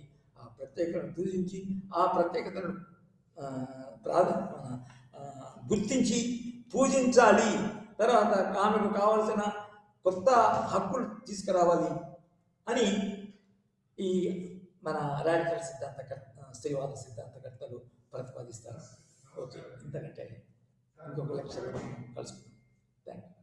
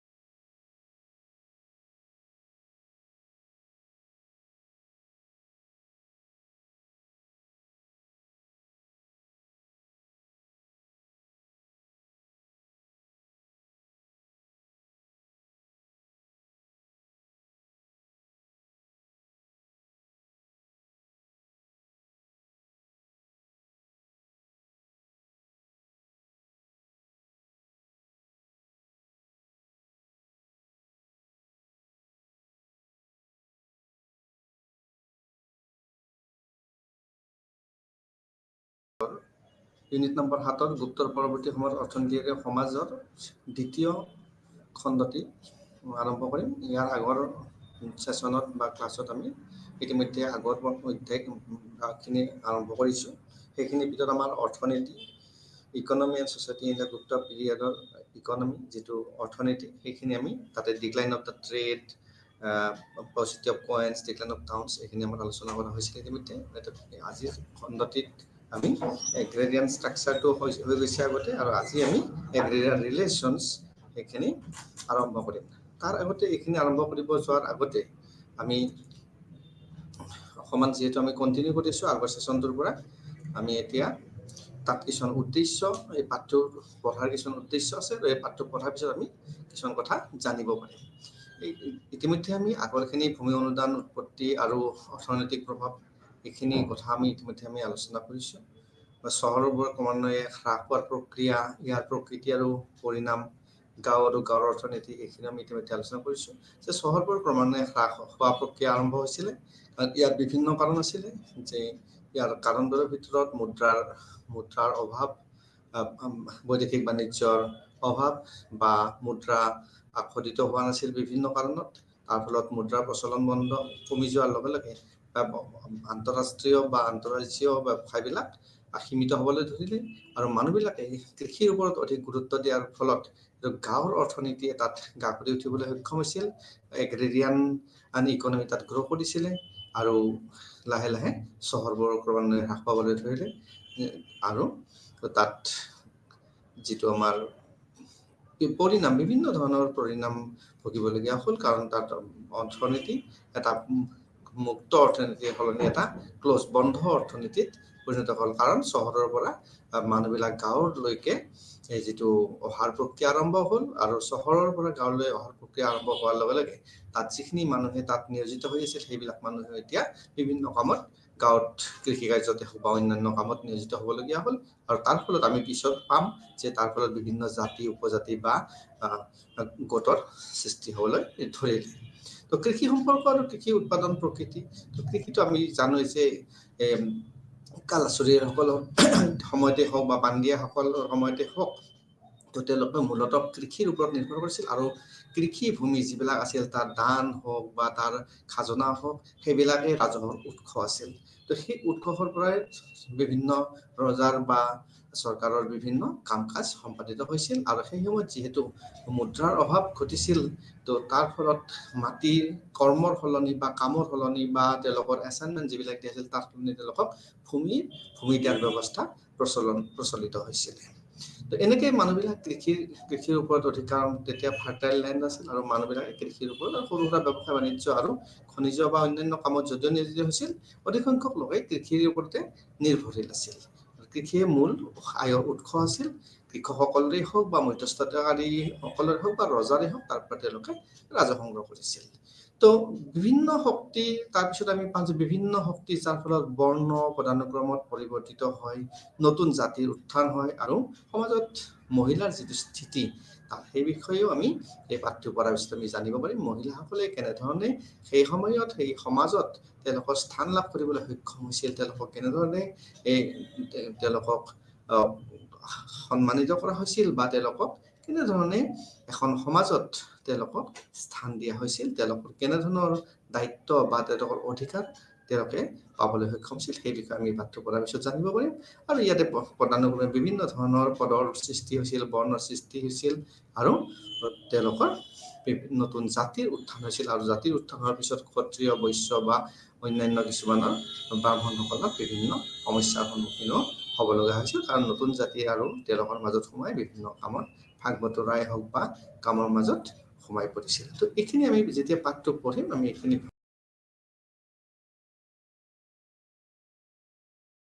উল্লেখ হোৱা নাই এনেকে অবজেক্টিভৰ উদ্দেশ্যৰ ভিতৰত, সেইটো হ'ল আনটাচেবল, যিটো অস্পৃশ্য।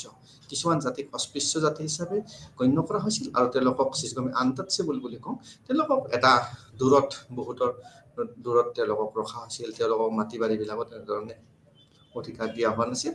তেওঁলোকে নিম্ন জাতিৰ মানুহ আছিল, আৰু তেওঁলোকক আনটাচেবল বুলি কোৱা হৈছিল আৰু কালক্ৰমত পৰৱৰ্তী সময়ত এইবিলাকৰ সংশোধন হৈছিল আৰু বহুতো তেওঁলোকে স্থান লাভ কৰিবলৈ কৈছিল। কিন্তু সেইখিনি সময়ত গুপ্তৰ পিছৰ সময়ত তেওঁলোকৰ কিন্তু বিশেষ তেওঁলোকে সমাজত মৰ্যাদা বা স্থান লাভ কৰিবলৈ সক্ষম হোৱা নাছিল, কাৰণ তেওঁলোকক সেই সময়ত তেওঁলোকক এনেধৰণৰ কোনো গুৰুত্ব আৰোপ কৰা হোৱা নাছিল।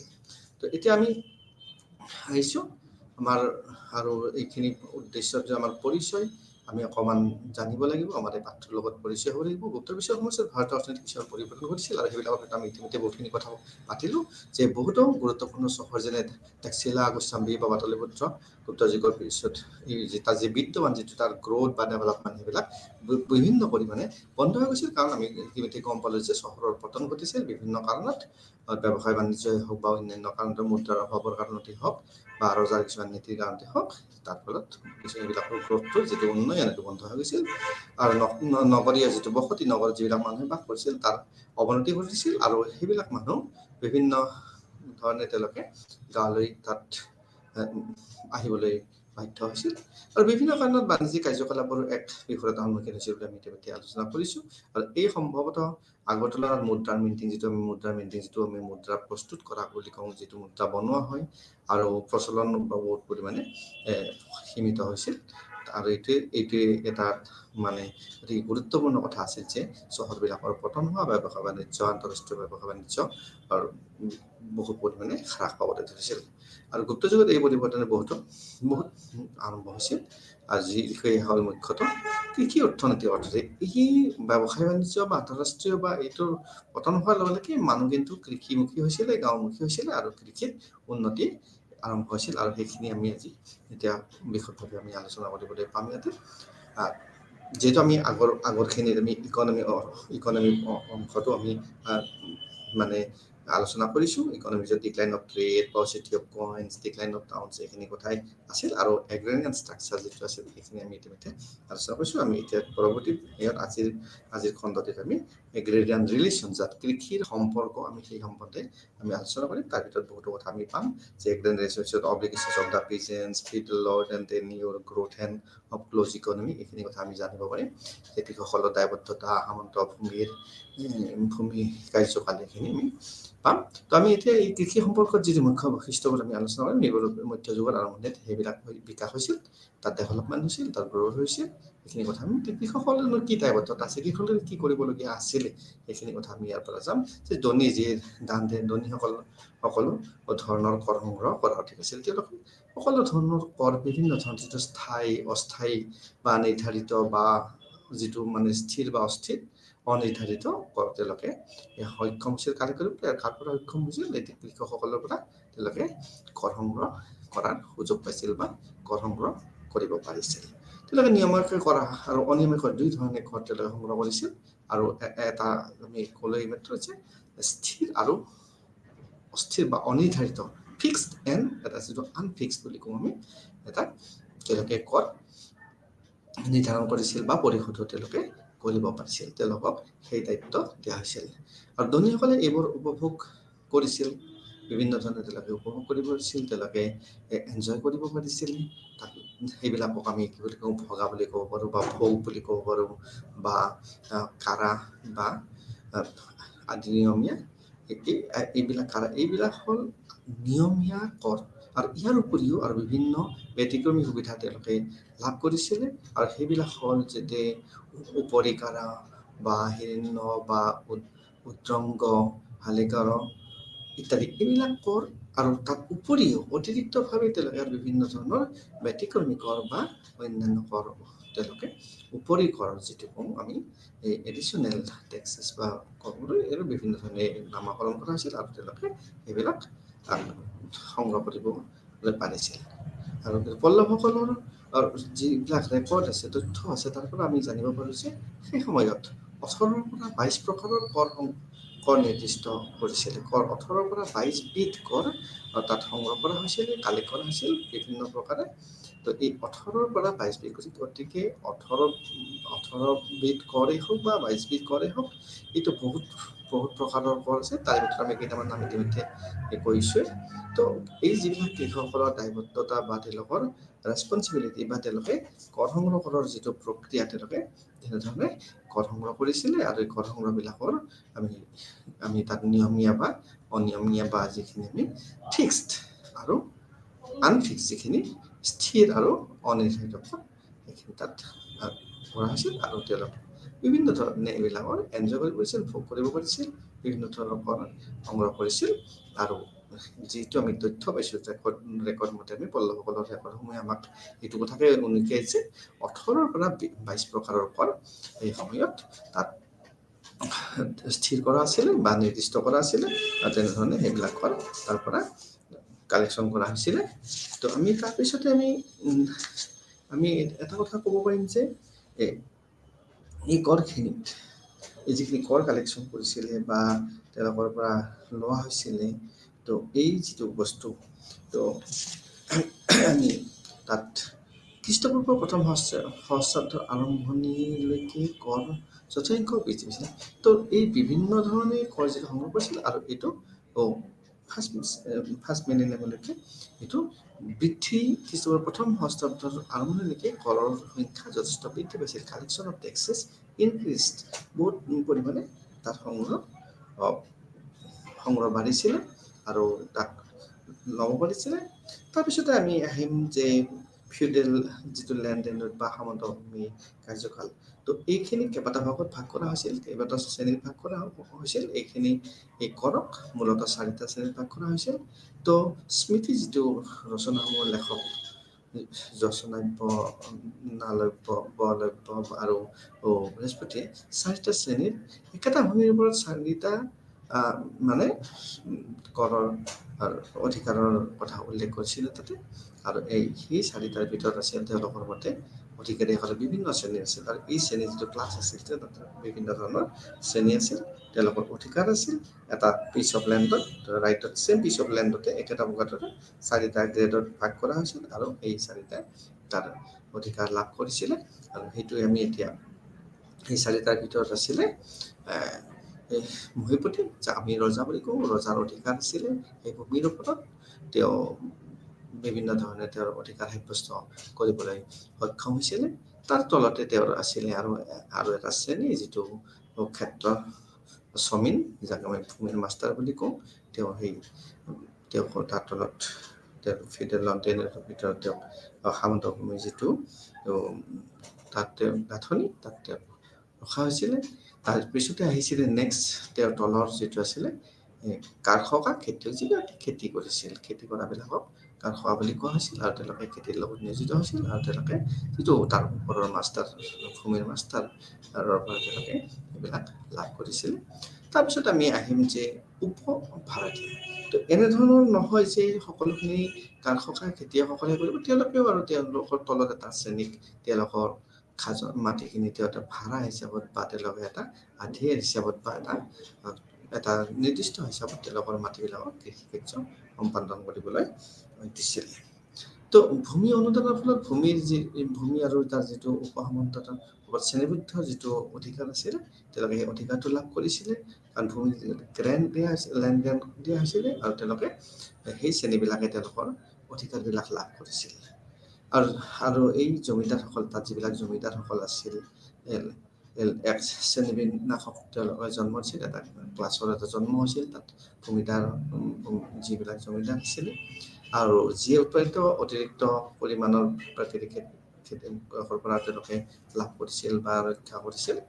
তো পল্লৱ যুগত যি আছিলে মন্দিৰৰ সেৱা নিয়োজিত হৈছিলে বা কামত নিয়োজিত হৈছিল, সেই যিবিলাক সেৱকসকল আছিল, এই ভূমি কামৰ জৰিয়তে যিবিলাক ভূমি তেওঁলোকে দান কৰিছিল, সেইবিলাকক তেওঁলোকে লাভান্বিত হৈছিল, তেওঁলোকে উপকৃত হৈছিলে। আৰু ইয়াৰ প্ৰভাৱ স্পষ্ট, এইটো একদম নিশ্চিত ৰূপে ক'ব পাৰিছে তেওঁলোকে তাৰ পৰা লাভান্বিত হৈছিলে। আৰু ইয়াৰ পিছতে আমি এতিয়া যদি আমি তাৰ পিছৰ পৰ্যায়লৈকে যাওঁ, তো প্ৰতিষ্ঠানবোৰৰ অৱতৰণ কৰা যিবিলাক হিতাধিকাৰী আছিলে, আৰু তেওঁলোকৰ পৰিৱৰ্তে তেওঁলোকক যিটো ভূমি প্লট দিছিল, সেই তেওঁলোকে ভূমিৰ প্লটবিলাকত ক্ষুদ্ৰ বিষয়বিলাক নিৰ্ভৰশীল হৈছিলে। শিল্পীবিলাক আছিলে, সংগীতজ্ঞ আছিলে, ৰস আছিল আৰু এই যিবিলাক ভূমি দান দিয়া হৈছিলে মন্দিৰৰ সেৱকসকলক আৰু তেওঁলোকৰ লগত জড়িত যিবিলাক ব্যক্তি আছিলে তেওঁলোকে তাৰ পৰা ভূমি প্লট লাভ কৰিছিলে আৰু তেওঁলোকে তাৰ পৰা উপকৃত হৈছিল আৰু সেইবিলাক শ্ৰেণীৰ মানুহবিলাক আছিলে যে ক্ষুদ্ৰ বিষয়া সৰু সৰু কিছুমান বিষয়া আছিলে শিল্পীবিলাক আছিল সেইবিলাক মন্দিৰৰ লগত জড়িত হৈ আছিল বা সংগীতজ্ঞ যিবিলাক আছিলে তেওঁলোকক সেই কৰিছিল বা তাৰ পৰিচালক কিছুমান আছিলে তেওঁলোকে তাৰ পৰা লাভান্বিত হৈছিল বা উপকৃত হৈছিল তো এনেধৰণৰ কামবোৰ মাটিৰ প্ৰকৃত খেতিয়কক তেওঁলোকক মানে উপকৃত কৰিব পাৰি ঠিক তেনেদৰে একেদৰে মন্দিৰৰ মাটি খেতিৰ বাবে ভাৰতীয়সকলক লিজত দিয়া হৈছিল তো মন্দিৰৰ যিবিলাক মাটি আছিল যিবিলাক তেওঁলোকে ৰজাৰ পৰাই হওক বা অন্যান্য সেয়াৰ পৰাই তেওঁলোকে দান হিচাপে লাভ কৰিছিল সেইবিলাক মাটিত খেতি কৰিবৰ কাৰণে মন্দিৰ কৰ্তৃপক্ষই কিছুমান ভাড়াতীয়াক লিজত দিয়াৰ ব্যৱস্থা কৰিছিল আৰু তেওঁলোকে তাৰ পৰা ৰাজহ হওক বা বিভিন্ন ধৰণে তেওঁলোকে খেতিৰ উৎপাদনৰ পৰা লাভান্বিত হৈছিল আৰু তেওঁলোকৰ অৱস্থাৰ উন্নত কৰিবলৈ তেওঁলোকে সক্ষম হৈছিল তো এতিয়া আমি আন এটা বিষয়লৈকে আগবাঢ়িম সেইটো হৈছে বন্ধ অৰ্থনীতিৰ বিকাশ যিটো আমি ইতিমধ্যে আলোচনা কৰিছোঁ যে এইখিনি সময়ত চহৰবিলাকৰ পতন আৰম্ভ হৈছিলে তাৰপিছত তাত মুদ্ৰাৰ প্ৰচলন কমি গৈছিলে বা ব্যৱসায় বাণিজ্য বিভিন্ন দিশত হ্ৰাস পাবলৈ ধৰিছিলে আৰু মানুহবিলাক চহৰ এৰি পেলাই গাঁৱৰ কৃষি অৰ্থনীতিৰ লগত জড়িত হৈ পৰিছিলে আৰু এই জড়িত হৈ পৰা প্ৰক্ৰিয়াটো যিটো অৰ্থনীতিৰ মানে তাৰ প্ৰগ্ৰেছ মানে বিকাশ সীমিত হ'বলৈ ধৰিছে যদিও স্থানীয়ভাৱে গাঁৱৰ ভিতৰতে তাৰ কৃষিৰ উৎপাদন হৈছিল সেইটো বাহিৰলৈকে আদান প্ৰদান বিশেষভাৱে হোৱা নাছিল আৰু তাকে আমি বন্ধ অৰ্থনীতি বুলি ক'ব গৈছোঁ যে অৰ্থনীতিৰ এই প্ৰসাৰটোত বাধাৰ সৃষ্টি হৈছিলে আৰু যিটো মানে ক্ল'জ এণ্ড অপেন ইকনমি যে অপেন ইকনমি কোনোবা আহাত কোনো বাধা নাই কোনোবা যোৱাত বাধা নাই তেনেধৰণৰ ব্যৱস্থাটো ইয়াত নাছিলে কাৰণ আগৰ পৰ্যায়ত যেতিয়া বাহিৰৰ ব্যৱসায়ীসকল আছিল তেওঁলোকৰ ওপৰত অতিৰিক্ত কৰ লগোৱা হৈছিল তাত ব্যৱসায় বাণিজ্য কৰাৰ কাৰণে আৰু লাহে লাহে সেইবিলাক বিভিন্ন কাৰণত মুদ্ৰাৰ ঘটিত নকৰাৰ কাৰণতে হওক বা বিভিন্ন কাৰণত হওক ব্যৱসায় বাণিজ্য হ্ৰাস পাবলৈ ধৰিলে আৰু তাৰ ফলত যিখিনি চহৰীয়া অঞ্চলৰ মানুহ কৃষিৰ লগত জড়িত হ'বলৈ ধৰিলে আৰু কৃষি সম্প্ৰসাৰণৰ লগে লগে তাৰ যিটো ব্যৱসায়িক বাণিজ্যৰ যিটো বিনিময়ৰ যিটো নেটৱৰ্ক সেইটো বহুত দূৰত্বলৈকে তাত সম্পৰ্কিত নাছিল সি প্ৰসাৰ লাভ কৰা নাছিল আৰু প্ৰাৰম্ভিক মধ্যযুগত ভাৰতীয় অৰ্থনীতিয়ে কেইবাটাও উত্থান আৰু বিকাশ অনুভৱ কৰিছিল আৰু সেইবিলাকত গ্ৰাম্য বসতি য'ত আছিলে বাণিজ্য হৈছিল তাত কিন্তু সুন্দৰভাৱে হৈছিলে কিন্তু সেই নেটৱৰ্ক দীঘলীয়া দূৰত্বৰ লগত সম্পৰ্কিত নাছিল বহুত দূৰলৈকে প্ৰসাৰ লাভ কৰা নাছিল আৰু ইয়াকে আমি বন্ধ অৰ্থনীতিৰ বুলি ক'ব খোজোঁ যদিও বন্ধ অৰ্থনীতিৰ তাত বিভিন্ন ধৰণে বিকাশ হৈছিল বিকাশ এনেকুৱা নহয় যে তাত উৎপাদন হোৱা নাছিল তাত বিকাশ হোৱা নাছিল স্থানীয়ভাৱে হৈছিল সেইটো গতিকে তেওঁলোকে কি কৰিছিল স্থানীয় তেওঁলোকৰ যিটো প্ৰয়োজনীয়তা সেইটো পূৰণ কৰিবলৈ তেওঁলোকে স্থানীয়ভাৱে লোকেলি তেওঁলোকে যত্ন কৰিছিল আৰু সেই হিচাপে তেওঁলোকৰ যিবিলাক প্ৰয়োজন সেইখিনি পূৰাবৰ কাৰণে তেওঁলোকে উৎপাদন আৰম্ভ কৰিছিল যিহেতু এইটো কৃষিভিত্তিক অৰ্থনীতি আছিল কৃষিৰ লগত জড়িত আছিল তেওঁলোকে কৃষি উৎপাদন বঢ়াবলৈ বা তাত কৃষি কাৰ্য সম্পাদন কৰিবলৈ যত্ন কৰিছিল আৰু তাত উপকৃত হৈছিল উইদিন মানে ভিতৰত তেওঁলোকৰ ভিতৰতে গাঁৱৰ ভিতৰত তেওঁলোকৰ উন্নতি হৈছিল কিন্তু এইটো বাহ্যিকভাৱে বা বাহিৰৰ লগত তেওঁলোকৰ সম্পৰ্ক যথেষ্ট কমি গৈছিল আৰু যিবিলাক মূলতঃ তাৰ যিটো মবিলিটি বা মুভমেণ্ট সেইটো যুদ্ধৰ বাবে যিবিলাক সৈনিক আছিল সৈনিকৰ এখন ৰাজ্যত যিটো ৰজা থাকিব তেওঁলোকৰ সুৰক্ষাৰ কাৰণে তাত সৈনিকৰ প্ৰয়োজন হয় আৰু সেই সৈনিকবিলাক যিটো চলাচল কৰিবৰ কাৰণে কাৰণ তেওঁলোকৰ মুভমেণ্ট লাগিব তেওঁলোকৰ পেট্ৰলিং ঘূৰা ফুৰা কৰিব লাগিব তাৰ বাবে তেওঁলোকে চলাচল কৰিছিল আৰু এই চলাচল কৰিবৰ কাৰণে তেওঁলোকৰ ইফালৰ পৰা সিফালে তেওঁলোকে ফুৰিবলগীয়া হৈছিল আৰু যিটো ধৰ্মীয় কেন্দ্ৰ বা তাৰ যিবিলাক মানুহ তীৰ্থযাত্ৰীসকল আহিছিল তেওঁলোকৰ কাৰণে ভূমি অধিগ্ৰহণ কৰা হৈছিল ভূমি ভ্ৰমণলৈকে দান দিয়া হৈছিল আৰু এইটো এটা একমাত্ৰ গতিশীলতাৰ প্ৰকাৰ আছিল গতিশীলতাৰ কাৰণে তাত যিবিলাক তীৰ্থযাত্ৰী আহিছিল সেইবিলাক বিভিন্ন প্ৰান্তৰ পৰা তাত তীৰ্থযাত্ৰী আহিছিল বা ব্ৰাহ্মণসকলে বিভিন্ন জেগালৈকে গৈছিল বা যুদ্ধ সৈনিকসকলে ইফালৰ পৰা সিফাললৈকে যাবলৈ হৈছিল আৰু সেইটোৱে একমাত্ৰ প্ৰকাৰ আছিল যে এই গতিশীলতাৰ লোকেল মানে সম্ভৱতঃ বা মুখ্যতঃ তেওঁলোকৰ গতিশীলতাৰ প্ৰকাৰ আছিল। তো এই সকলোবোৰ যিবিলাক আমি দেখিলোঁ শক্তিশালী স্থানীয় পৰিচয়ৰ প্ৰতিপালন কৰিছিল। তেওঁ এইবিলাকে এটা ষ্ট্ৰং মানে এটা প্ৰতিনিধিত্ব কৰিছিল বা তাৰ প্ৰসাৰ লাভ কৰিছিল সবলভাৱে সুস্থভাৱে। তাৰপিছত স্থানীয়তাৰ যিটো বৰ্ধিত অনুভূতি আৰু আত্মনিৰ্ভৰশীলতা যিটো গাঁওবোৰত আছিল সেইটো, আৰু সেইবিলাকে গ্ৰাম ধৰণ বা গ্ৰামকাৰ বা স্থানাকাৰ আদিৰে অধিবৃত্তিত প্ৰতিফলিত হৈছিল। আৰু সমসাময়িক সকলোবোৰ সাহিত্য যিবিলাক পুৰণি সাহিত্যত আছে গাঁও বা স্থানীয় কথাৰ বিষয়ে তাত বিভিন্ন ধৰণে উল্লেখ কৰা হৈছিল। বিভিন্ন যিবিলাক লিটাৰেচাৰ আছিল সেই সময়ৰ কণ্টেম্পৰাৰী, তাত বিভিন্ন ধৰণে তেওঁলোকৰ গাঁওবিলাকত কেনেকৈ তেওঁলোকৰ অৰ্থনীতিৰ বিকাশ হৈছিল বা তেওঁলোকৰ কেনেধৰণে তেওঁলোকৰ নামকৰণ কৰা হৈছিল, তেওঁলোকে কেনেকৈ আত্মনিৰ্ভৰশীল হৈছিল সেই সম্বন্ধে তাত উল্লেখ কৰা হৈছে। এনেধৰণে বন্ধ অৰ্থনীতিৰ বিকাশ হৈছিলে। এতিয়া আমি আহিম সামাজিক গাঁথনি, ছ'চিয়েল ষ্ট্ৰাকচাৰ, সমাজৰ সামাজিক গাঁথনি। এখন সমাজত বিভিন্ন ধৰণৰ মানুহ থাকে, তেওঁলোকৰ বিভিন্ন ধৰণৰ গাঁথনি থাকে, ষ্ট্ৰাকচাৰ থাকে, তেওঁলোকে বিভিন্ন ধৰণে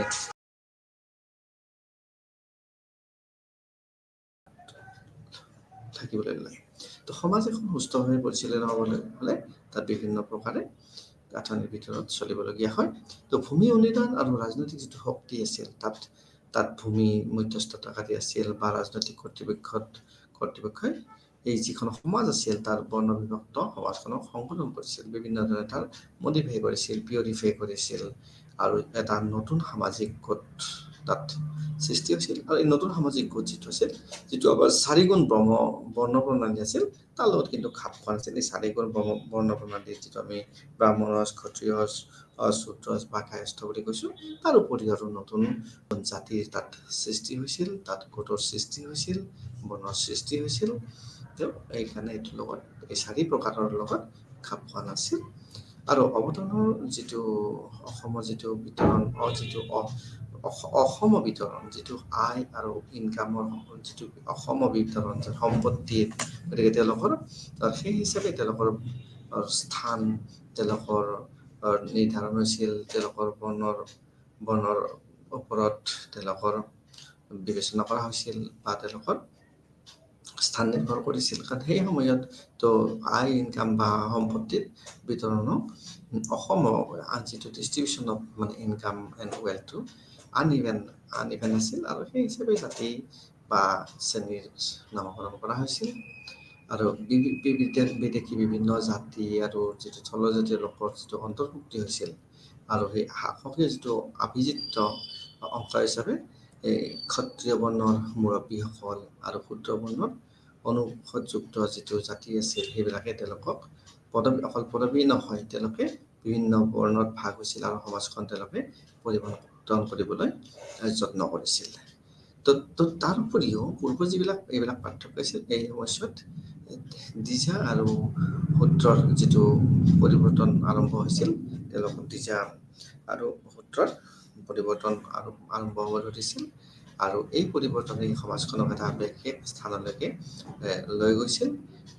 আৰু সমাজত যিটো এজনৰ স্থিতি কেৱল তেওঁলোকৰ বৰ্ণৰ ওপৰতে নিৰ্ভৰ কৰা নাছিল, তেওঁলোকে অকল এটা যে বৰ্ণ সেইটোৰ ওপৰতে নিৰ্ভৰ কৰিছিল। তেওঁলোকৰ বিভিন্ন কাম কাজ বা বিভিন্ন স্থিতিয়ে তেওঁলোকৰ স্থানলৈকে লৈ গৈছিল। তেওঁলোকৰ সামাজিক পদবী আছিলে কিছুমান, ভূমিধাৰক হিচাপে তেওঁলোকৰ স্থিতিৰ সৈতে সংযুক্ত হ'বলৈ তেওঁলোকে বিভিন্ন শ্ৰেণীৰ ভূমিধাৰক আছিল, বিভিন্ন ধৰণৰ ভূমিধাৰক আছিল। তেওঁলোকৰ পৰা তেওঁলোকে ভূমি তেওঁলোকে লৈছিলে আৰু তাৰ লগত তেওঁলোকে সংযুক্ত হৈছিলে। আৰু ভূমিয়ে যিহেতু আমি বাৰে বাৰে কৈ আছোঁ যে ভূমিয়ে যিহেতু তাত কৃষিৰ প্ৰধান উৎস বা চ'ৰ্চ, কৃষি ভূমি মানে তাত কৃষি কাৰ্য সম্পাদন কৰা হৈছিল, আৰু সেই উৎপাদনেৰে মানুহবিলাক চলিছিল। আৰু তাৰ কৃষকৰ ওপৰৰ যিবিলাক শ্ৰেণীৰ লোক আছিল, তেওঁলোকে তাৰ পৰা তেওঁলোকক কৰ কাটন দিবলগীয়া হৈছিল। আৰু এই যিটো প্ৰৱণতা আছিল এই সময়ছোৱাত আৰম্ভ হৈছিল, আৰু নৱম দশম শতিকাত অধিক গুৰুত্ব লাভ কৰিছিল। এই যিটো টেণ্ডেঞ্চি সামাজিক গাঁথনিৰ ছ'চিয়েল যিটো আমাৰ প্ৰলিফাৰেশ্যন অফ যিটো আমাৰ কাষ্টে হওক বা সামাজিক ছ'চিয়েল ষ্ট্ৰাকচাৰেই হওক তাৰ এটা আৰম্ভণি হৈছিলে। আৰু যিটো নতুন জাতি নতুন কাষ্ট যিটো আমি কওঁ তাৰ সৃষ্টি হৈছিল। আৰু নতুন জাতিৰ তাত উদ্ভৱ হৈছিল।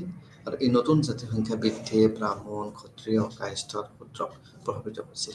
ডেফিনেটলি যিটো এখন সমাজ ব্যৱস্থাত তাত কিছুমান সমাজৰ মানুহ থাকিব, আকৌ যদি তাত নতুন এটা ব্যৱস্থা সোমাই পৰে বা নতুন জাতি এটা সোমাই পৰে, যিটো অতীতৰ পৰা আছিলে, তেওঁলোকৰ মাজত প্ৰভাৱ বিস্তাৰ স্বাভাৱিকতে কৰিব। আৰু এইবিলাকত বিভিন্ন ধৰণে তেওঁলোকে প্ৰভাৱ বিস্তাৰ কৰিবলৈ সক্ষম হৈছিল। আৰু তাৰ ফলত বিভিন্ন ধৰণে ক্ষতিগ্ৰস্ত হ'বলগীয়া হৈছিল নতুন জাতিৰ আৱিৰ্ভাৱে বা সৃষ্টি সমাজত একতা আৰু নতুন দিশৰ ফালে ঠেলি লৈ গৈছিল। তাত বিভিন্ন ধৰণৰ মিশ্ৰিত জাতি আছিল বা অস্পৃশ্য জাতি, তাত কিছুমান যিটো আমি আনটাচেবল মানে কাষ্ট বুলি কৈছোঁ, সেইবিলাকৰ সংখ্যাও তাত লাহে লাহে বৃদ্ধি পাবলৈ ধৰিলে। কাৰণ আমি এটা কথাই মন কৰিব লাগিব, যেতিয়াই চহৰৰ পৰা আহিছিলে যিবিলাক মানুহে তাত কাম কাজ কৰিছিলে, তেওঁলোকে বিভিন্ন নামেৰে নামাকৰণ কৰা হৈছিল, বিভিন্ন কৰ্মৰে তেওঁলোকক পৰিচিত কৰা হৈছিল। আৰু সেইবিলাক যেতিয়া গাঁৱলৈ আহি আকৌ নতুনকৈ তেওঁলোকে কাম আৰম্ভ কৰিলে, তেওঁলোকে এই তাৰ মিশ্ৰিত জাতি বহুতে সোমাই পৰিছিল। আৰু তাতো এটা অস্পৃশ্য যিটো আনটাচেবল বুলি আমি কৈছোঁ, সেইটোতো জাতি এটা আছিল। আৰু তেওঁলোকৰ সংখ্যা দিনে দিনে বৃদ্ধি পাবলৈ ধৰিছে। ত' ক্ৰাফ্ট যিবিলাক আছিলে, ক্ৰাফ্টৰ লগত জড়িত যিবিলাক ব্যক্তি আছিলে, যিবিলাক মানুহ আছিলে, ত' তেওঁলোকৰ এটা সময়ত তেওঁলোকে এই জাতিৰ লগত তেওঁলোকে ৰূপান্তৰ হৈছিল। কাৰণ তেওঁলোকে বাণিজ্যৰ লগত বা নগৰীয় কেন্দ্ৰসমূহত কাম কৰিছিল। আৰু যিহেতু তেওঁলোকে লাহে লাহে এই তেওঁলোকৰ কাৰুশিল্প বা কাৰ্যকলাপবিলাক হ্ৰাস পাবলৈ ধৰিছে, এটা নতুন জাতি গঠন প্ৰক্ৰিয়াত তেওঁলোকক সহায় কৰিছিলে। আৰু বংশানুক্ৰমে তেওঁলোকৰ যিটো প্ৰক্ৰিয়া আছিলে, সেইটো লাহে লাহে হ্ৰাস পাবলৈ ধৰিলে।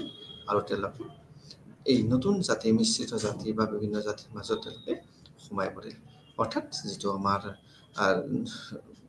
ব্ৰাহ্মণ, ক্ষত্ৰিয় বা কায়স্থ বা শূদ্ৰ, তাৰোপৰি আৰু বেলেগ বেলেগ জাতিৰ উদ্ভৱ হৈছিলে। তো এতিয়া আমি লৰ্ডছ আৰু যিটো কৃষক, যিটো আমি ৰজা বুলি কওঁ বা তাৰ ওপৰৰ শ্ৰেণী ৰজাৰ সমপক্ষৰ শ্ৰেণী বুলি কওঁ, তো তেওঁলোক আৰু কৃষকৰ মাজত কেনেধৰণৰ সম্পৰ্ক আছিল, কেনেদৰে তেওঁলোকে চলিছিল, বা তেওঁলোকৰ গৰাকীবিলাকৰ লগত তেওঁলোকৰ কেনেধৰণৰ সম্পৰ্ক আছিল, সেই সম্বন্ধে আমি জানিব পাৰিম। এইটো আমি আলোচনা কৰিছোঁ যে এই সময়ত কৃষি প্ৰণালীত তাত কৃষকসকলৰ পৰা পৃথক হোৱাৰ দৰে জমিদাৰসকলৰ বিভিন্ন শ্ৰেণী আছিল। তাত বিভিন্ন ধৰণৰ জমিদাৰৰ শ্ৰেণীত বিভক্ত কৰা হৈছিল। আৰু মাটিৰ ওপৰত তেওঁলোকৰ অধিকাৰ বিভিন্ন ধৰণে তেওঁলোকে ৰজাৰ পৰা বা সেই ৰাজগৃহৰ পৰা তেওঁলোকে লাভ কৰিছিল। আৰু তেওঁলোকৰ কিছুমান চৰ্তাৱলী আছিল, যেনে ভোগী, ভোক্তা বা ভোগপতি, মহাভোগী, বৃহৎ ভোগী আদি তেওঁলোকে এইবিলাক ব্যৱহাৰ কৰিছিল বা এইবিলাকৰ হিতাধিকাৰীসকলক তেওঁলোকে অৱতাৰণ কৰিছিল। ভোগী বুলি কোৱা হৈছিলে বা ভোক্তা বুলি কোৱা হৈছিলে বা ভোগপতি বা মহাভোগী, বৃহৎ ভোগী, এনেধৰণৰ। তো জমিদাৰসকলৰ ওপৰত ভুক্তকৰ এনে গণ্যমান্য ব্যক্তিসকল অন্তৰ্ভুক্ত আছিল। তাত বিশেষ বিশেষ ব্যক্তিবিলাক জমিদাৰসকলৰ এই ভূমিৰ অধিকাৰৰ লগত জড়িত হৈছিল। আৰু তেওঁলোকক আমি কি বুলি ক'ব পাৰোঁ, ৰণাকা বা ৰাজা বা সামন্ত বা মহাসামন্ত, মণ্ডলেশ্বৰা বা আদি হিচাপে আমি জানিব পাৰোঁ। তেওঁলোকৰ যিবিলাক জমিদাৰ আছিল, তেওঁলোকৰ লগত সম্পৰ্কিত আছিল। ঠিক তেনেকৈ ৰজাৰ যিটো মাটিৰ ওপৰত অধিকাৰ, সেইটো তেওঁৰ প্ৰভুত্ব আছিল। তেওঁৰ ভূমিৰ মালিকীৰ স্বত্ব বজাই ৰাখিছিল। তেওঁ সৰবৰাহ আছিল। তেওঁলোকৰ ওপৰত সকলো ধৰণৰ ভূমিৰ অধিকাৰ ন্যস্ত আছিল।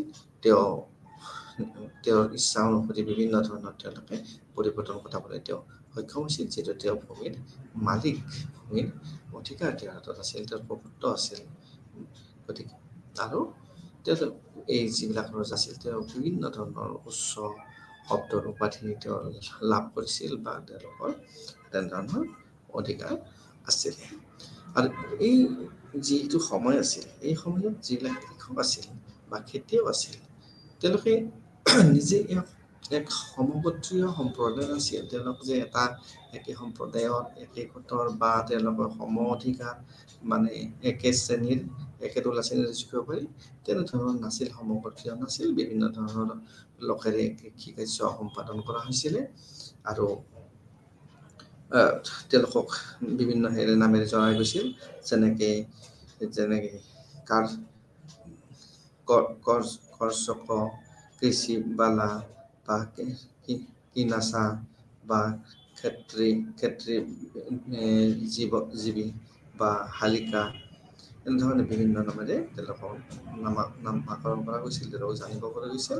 আৰু তেওঁলোকৰ ভিতৰত কমন কিছুমান কথা আছিলে আৰু সেইবিলাকে আছিলে যে তেওঁলোকৰ কোনো ধৰণৰ লেণ্ড বা কৃষিভূমিৰ ওপৰত তেওঁলোকৰ কৃষকসকলৰ তেনেধৰণৰ ডাইৰেক্ট কোনো ধৰণৰ কণ্ট্ৰল নাছিল, নিয়ন্ত্ৰণ নাছিল। আৰু তেওঁলোকক বিভিন্ন ধৰণৰ কেটেগৰীৰে নামাকৰণ কৰা হৈছিল আৰু সেইবিলাকৰ তেওঁলোকক টিলাৰ অফ দ্য ছইল, খেতি মাটি চহোৱা ব্যক্তি হিচাপে তেওঁলোকক কেটেগৰাইজ কৰা হৈছিল। আৰু তেওঁলোকে ডিপেণ্ডেণ্ট আছিল, তেওঁলোকে নিৰ্ভৰশীল আছিল। তেওঁলোকে যিবিলাক খেতিয়ক আছিল তাৰে ভিতৰত ডিপেণ্ডেণ্ট বিজনেছ নিৰ্ভৰশীল কৃষক আছিল বা শ্বেয়াৰ ক্ৰপাৰ আছিল, শ্বেয়াৰ তেওঁলোকে অংশীদাৰিত্ব আছিলে বা ফিল্ড লেবাৰাৰ্ছ বা পথাৰত কাম কৰা বনুৱা হিচাপে তেওঁলোকে কাম কৰিছিল। আৰু তেওঁলোকৰ কোনো ধৰণৰ মানে তেওঁলোকৰ এই মাটিৰ ওপৰত তেওঁলোকৰ কোনো ধৰণৰ এবছলিউট হল্ডিং তেওঁলোকৰ নাছিলে, কণ্ট্ৰল নাছিলে, নিয়ন্ত্ৰণ নাছিলে। তেওঁলোকে কৃষিকাৰ্য তেনেধৰণে সম্পাদন কৰিবলৈ পাৰিছিলে। তাৰপিছতে আমি আহিছোঁ জাতিৰ প্ৰকাৰ, বিভিন্ন প্ৰকাৰৰ জাতি বা প্লৰিফাৰেশ্যন অফ কাষ্ট বুলি আমি ক'ব পাৰোঁ। তো বিভিন্ন ধৰণৰ আছিলে। তো ইয়াৰ ভিতৰত প্ৰতিটো বৰ্ণৰ ভিতৰত কেইবাটাও জাতি অন্তৰ্ভুক্ত কৰা হৈছিলে। বহুতকেইটা জাতি আছিলে প্ৰতিটো বৰ্ণৰ লগত। তাত পূৰ্বৰ সংগত সম্প্ৰদায়বোৰৰ বহুতো বৰ্ণ আৰু জাতিত বিভক্ত হোৱাৰ উদাহৰণ আছে। বিভিন্ন ধৰণৰ উদাহৰণ আমি দেখিবলৈ পাম। আৰু অভিহাৰা যিটো এটা জনজাতি আছিল, অভিহাৰাসকলৰ লৈ পেলাই আমি এটা উদাহৰণ দিব পাৰোঁ। আৰু এইটোৱে এটা আমাক উদাহৰণ প্ৰদান কৰে যে যিহেতু এই অতিৰিক্ত যিটো খণ্ডিত হৈছিল তেওঁলোকৰ ভাগ, অভিহাৰাসকল ভাগ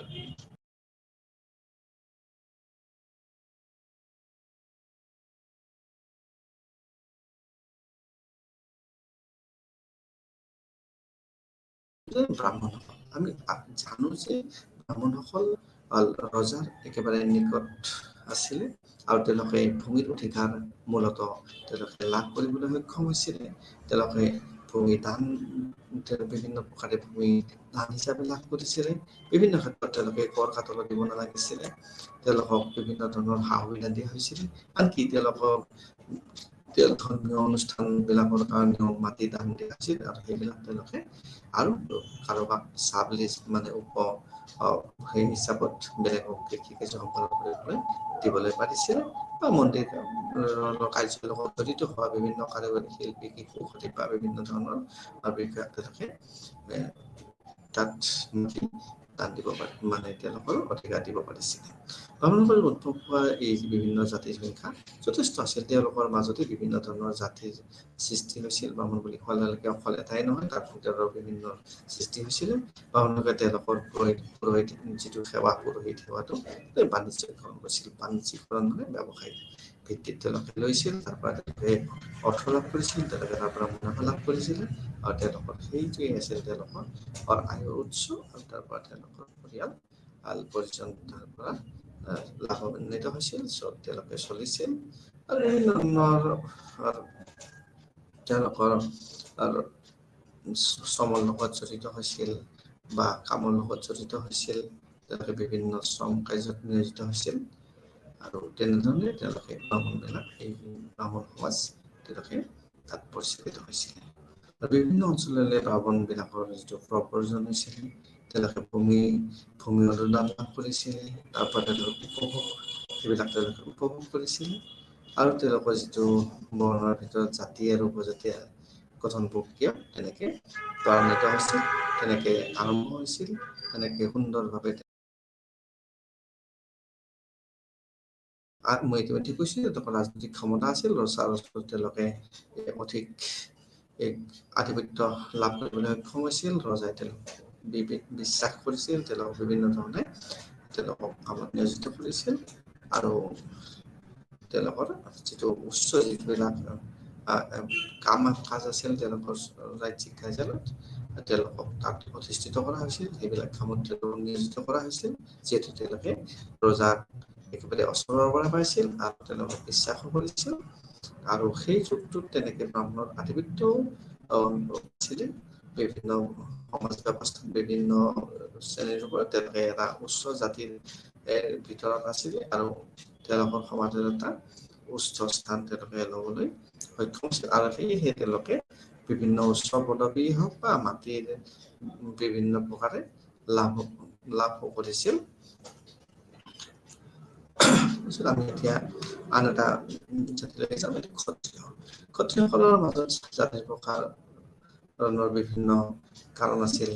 স্থানীয় কিছুমান জনজাতি মাজৰ পৰা নতুন কিছুমান শাসক ঘৰুৱাভাৱেই হওক বা বাহিৰৰ পৰা হওক তাত অন্তৰ্ভুক্ত কৰিছিল। সেই গোটবিলাক তাত আহিছিল আৰু ৰাজনৈতিক ক্ষমতা তেওঁলোকে প্ৰয়োগ কৰিবলৈ তেওঁলোকে সক্ষম হৈছিল বা সামাজিক মূলনীতিলৈকে তেওঁলোকৰ বিভিন্ন ধৰণৰ অৰিহণা আছিল।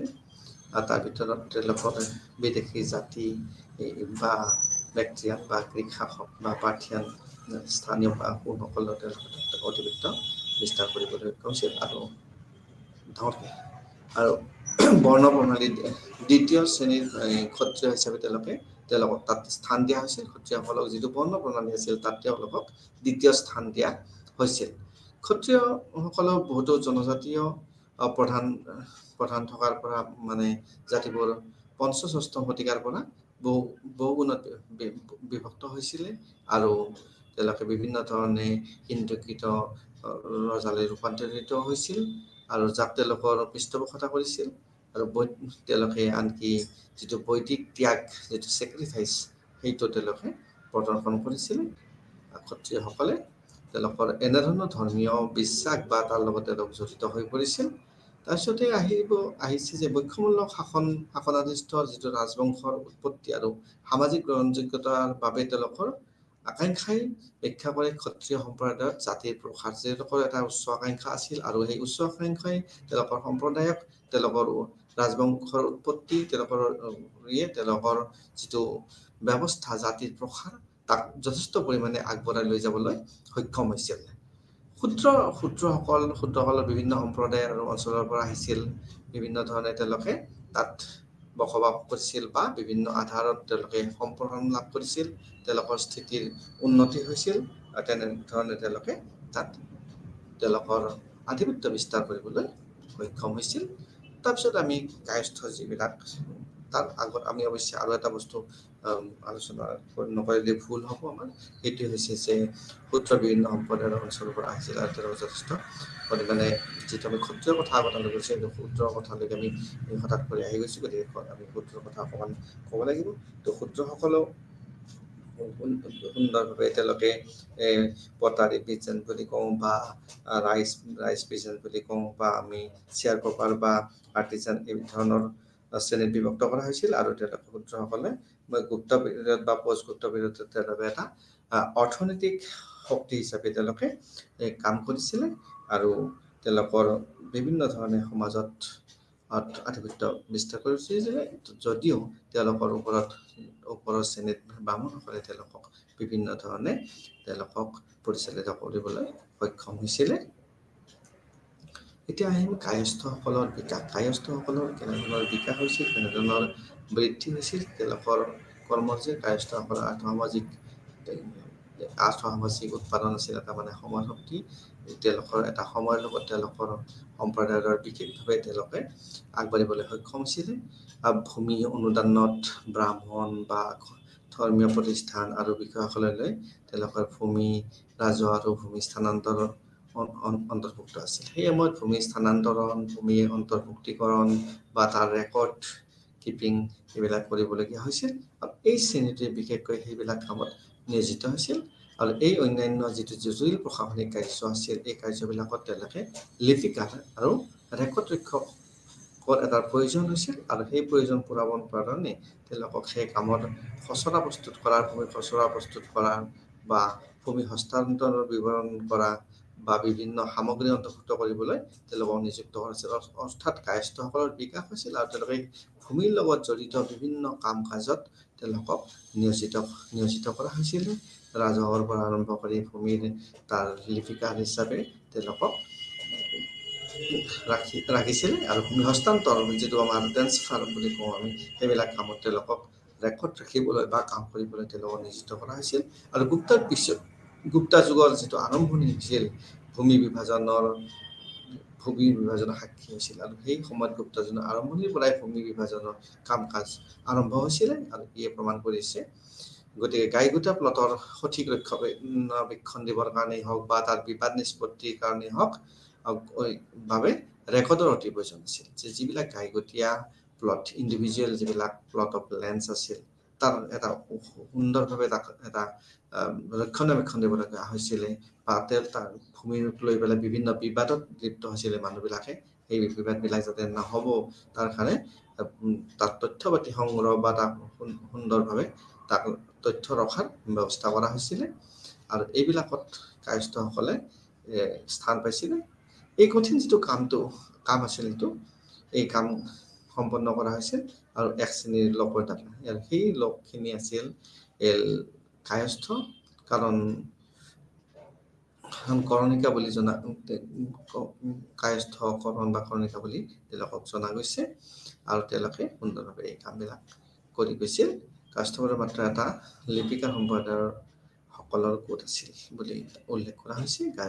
যিবিলাক কায়স্থ আছিলে তেওঁলোকক লিপিকাৰ হিচাপে, সম্প্ৰদায় হিচাপে তেওঁলোকক কোৱা হৈছে, কাৰণ তেওঁলোকে মাটিৰ বিভিন্ন ধৰণৰ তথ্য তেওঁলোকে ৰাখিবলৈ কামৰ দায়িত্ব পালন কৰিছিলে আৰু এনেদৰে তেওঁলোকৰ বিকাশ বা বৃদ্ধি বা উন্নয়ন আৰম্ভ হৈছিলে।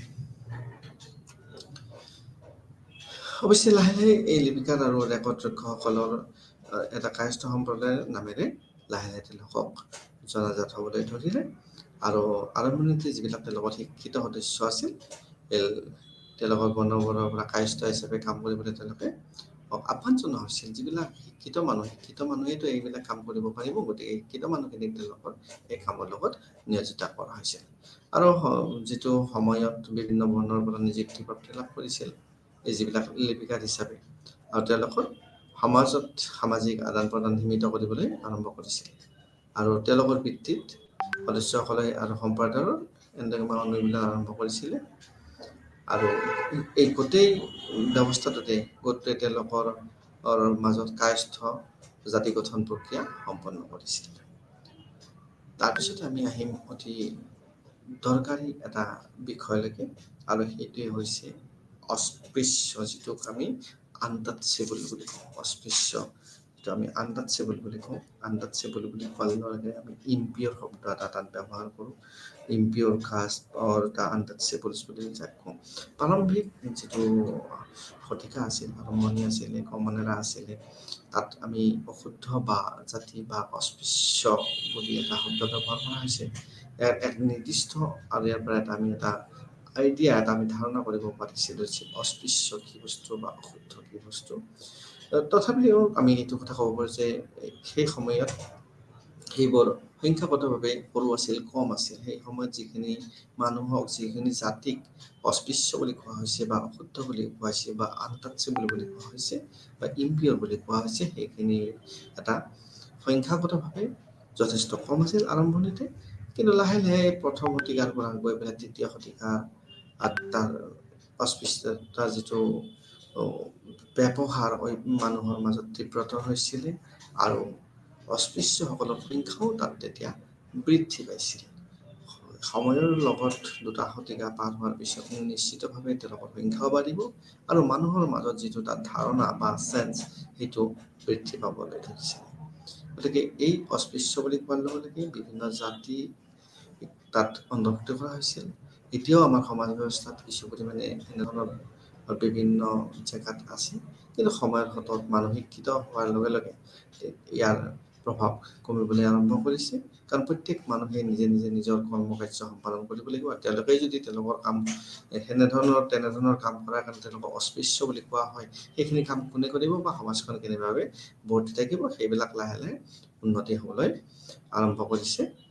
তো আমি গুপ্ত যুগত যিটো ধৰ্মশাস্ত্ৰৰ লেখক তেওঁ মানে প্ৰথমতে অস্পৃশ্যৰ অৰ্থত অস্পৃশ্য বা এটা অভিব্যক্তিটো ব্যৱহাৰ কৰিছিল আৰু তাৰ পৰাই আমি এইটো কথাই ক'ব পাৰোঁ যে সেই সময়ত জাতিভেদ প্ৰথা যিহেতু আছিল আৰু এই জাতিভেদ প্ৰথাই মানুহক কিছুমান জাতিক তেওঁলোকৰ ওচৰলৈ আহিবলৈ সুযোগ নিদিছিল আৰু তেওঁলোকৰ বিভিন্ন অধিকাৰৰ পৰা আনকি তেওঁলোক বঞ্চিত আছিল আৰু এই যিটো আনটাচেবল বা অস্পৃশ্য আমি ক'ব খুজিছোঁ ইয়াতে বিভিন্ন ধৰণৰ জাতি উপজাতি বা বিভিন্ন ধৰণৰ লোক আছিলে আমি যদি ফাৰ্ষ্ট মিলেনিয়ামত আমি এই অস্পৃশ্যৰ কথা ক'ব যাওঁ তাত হাণ্টাৰবিলাক আছিল ফিচাৰমেনবিলাক আছিল বা বাটচাৰবিলাক আছিল বা এক্সিবিশ্যনাৰ্ছ আছিল বা স্কেভেঞ্জাৰ্ছ আছিলে তেওঁলোকক আনটাচেবল বুলি কোৱা হৈছিল কালিদাস বা ব্ৰাহ্মণিকেল বা ফাহিয়ান বা বানৱ বা অন্যান্য তাত তেওঁলোকৰ আৰু তেওঁলোকৰ ডিজিবিলিটিজ তাত ইম্প'জ কৰা হৈছিলে আৰু চাণ্ডালসকলকো আনটাচেবল বুলি কোৱা হৈছিল আৰু এই সমাজ ব্যৱস্থাত তেওঁলোকে এটা তলৰ খাপৰ মানুহ বা শ্ৰেণীৰ মানুহ হিচাপে তেওঁলোকক অভিহিত কৰা হৈছিল আৰু তেওঁলোকে এটা অস্পৃশ্য ভাৱ লৈ পেলাই তেওঁলোকৰ সমাজ জীৱনত জীয়াই থাকিবলগীয়া হৈছিল তো এই কঠিন যিটো সময় আছিল অস্পৃশ্য সংখ্যা লাহে লাহে আৰু বাঢ়িবলৈ ধৰিলে তাৰপিছতে আৰু সমস্যা বাঢ়িবলৈ ধৰিলে যিটো বামুণীয় আৰু যিটো বৌদ্ধ সূত্ৰই যিটো পৰামৰ্শ দিয়ে যে বেছিভাগ অস্পৃশ্য জাতি মূলতঃ পিছপৰা জনজাতি আছিল আৰু এই পিছপৰা জনজাতিৰ গুণ তেওঁলোকে কিহৰ কাৰণে পিছ পৰি থাকিল সেইবিলাক এটা আলোচ্য বিষয় আৰু এইটোৰ তাত এটা আৰ্গুমেণ্ট দিয়া হৈছে বা তৰ্ক কৰা হৈছে বা যুক্তি দিয়া হৈছে যে তেওঁলোক পিছপৰা আৰু অনুষদৰ প্ৰক্ৰিয়াৰ প্ৰতি এই প্ৰতিৰোধ আৰু যিবিলাক ব্ৰাহ্মণ আছিলে তেওঁলোকক এটা বাধা দিছিল তেওঁলোকক শোষণ কৰা হৈছিল তেওঁলোকক আগবাঢ়ি যাবলৈ দিয়া নাছিল আৰু তেওঁলোকে সমাজত তেওঁলোকক এটা অস্পৃশ্যতালৈ তেওঁলোকক ঠেলি দিয়া হৈছিল আৰু আমাৰ জাতিভেদ প্ৰথাই উচ্চ বৰ্ণৰ মানুহে তাৰ বাবে যথেষ্ট পৰিমাণে দায়ী আছিল তেওঁলোকক আগবাঢ়িবলৈ দিয়া হোৱা নাছিল আৰু তেওঁলোকক শুধৰণি কৰিবলৈ আনকি সুযোগ দিয়া হোৱা নাছিল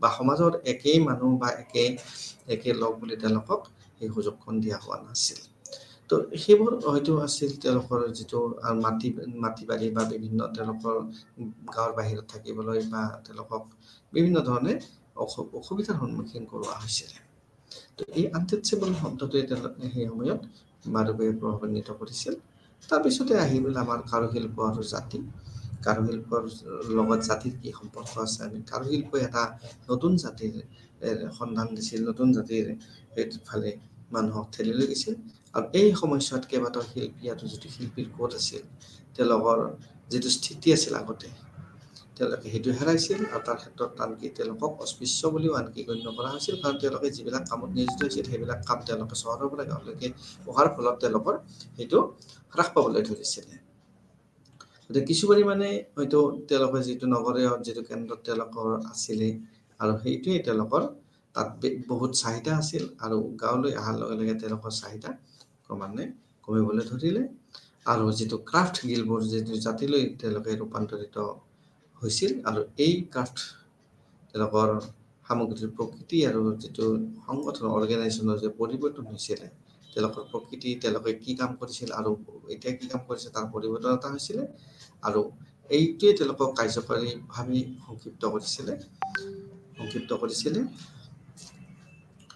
তো ইয়াৰ পিছতে আমি আহিম যে বৈশ্যসকল যে আছিল তেওঁলোকৰ হ্ৰাস আৰু তেওঁলোকৰ ডিক্লাইন হৈছিলে হ্ৰাস হৈছিলে আৰু যিটো সামাজিক ষ্টেটাছ অৱস্থিতি ক্ষুদ্ৰসকলৰ বৃদ্ধি হৈছিল সেইখিনি কথা আমি এতিয়া আলোচনা কৰিম ধৰ্মশাস্ত্ৰত আৰু এনেধৰণৰ সাহিত্য মানে বিভিন্ন ধৰণৰ কথাকে সূচাইছে যে ক্ষুদ্ৰসকলৰ সামাজিক স্থিতি এটা ডাঙৰ পৰিৱৰ্তন হৈছিলে এটা ডাঙৰ চেঞ্জেছ হৈছিলে তেওঁলোকৰ উন্নতি হৈছিলে তেওঁলোকৰ প্ৰগতি হৈছিলে তো এইটো যিহেতু আমি চাৰিটা বৰ্ণৰ কথা কৈছিলোঁ যিটো গাঁথনি সমাজ ব্যৱস্থাত চাৰিটা বৰ্ণৰ পৰিৱেশসমূহৰ ভিতৰত সামাজিক গাঁথনি এটা সংগঠিত হোৱা বুলি কৈছিলোঁ আমি তো সূত্ৰৰ বৃহৎ অংশটো সামাজিক আৰু অৰ্থনৈতিক স্থিতিত কৃষিৰ সৈতে জড়িত আছিল তেওঁলোকে কৃষিৰ লগত জড়িত কৃষিৰ লগত সম্পৰ্কিত তেওঁলোকৰ সম্পৰ্ক কৃষিৰ লগত লাহে লাহে বাঢ়ি আহিব ধৰিছিলে আৰু এইটো বাঢ়ি অহাৰ লগে লগে বৈশ্যসকলৰ যিটো তলৰ প্ৰান্তৰ লোক আছিল তেওঁলোকৰ ক্ষুদ্ৰ স্তৰলৈকে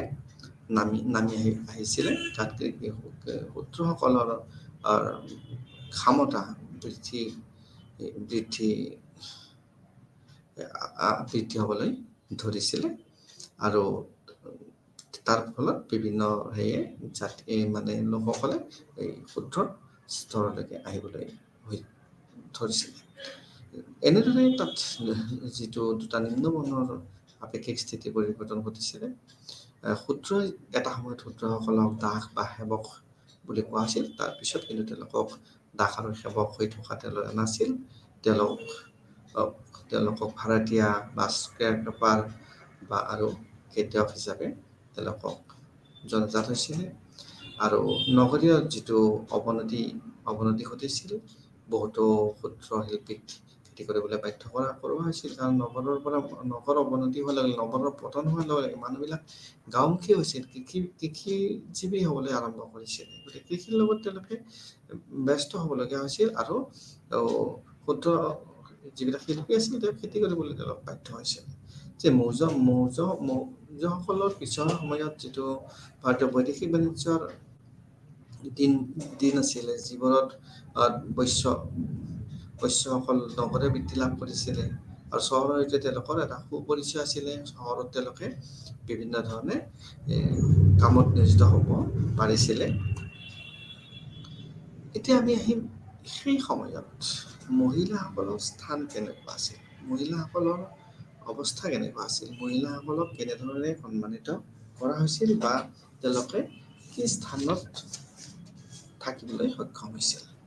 তো মহিলাসকলৰ এই সময়ত সমাজত মহিলাৰ স্থিতিৰ বিষয়ে আমি যদি জানিব যাওঁ, তেওঁলোকক যিটো প্ৰগতি, তেওঁলোকৰ উন্নতি হ্ৰাস পাইছিল।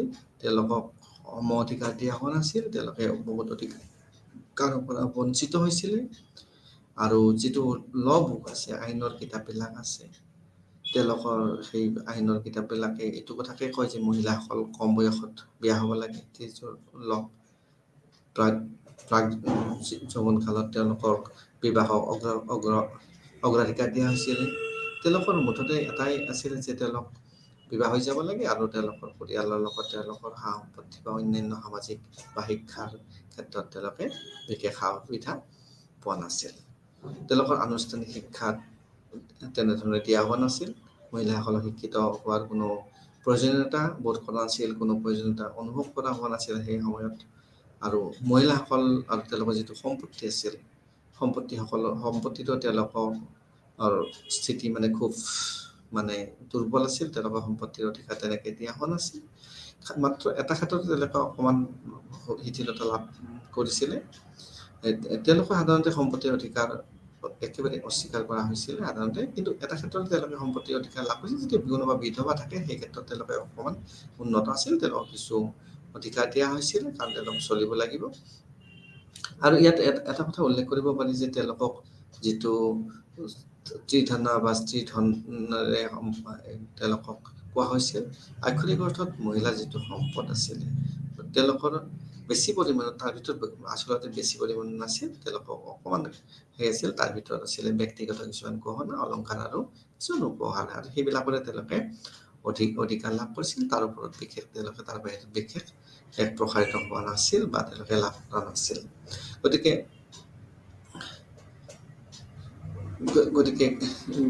তেওঁলোকৰ যিবিলাক সাহিত্য, বিভিন্ন সমসাময়িক সাহিত্য আছিল, তেওঁলোকৰ প্ৰগতি বা মহিলাসকলৰ দুৰ্দশাৰ কথাই উল্লেখ কৰা হৈছিলে তাত।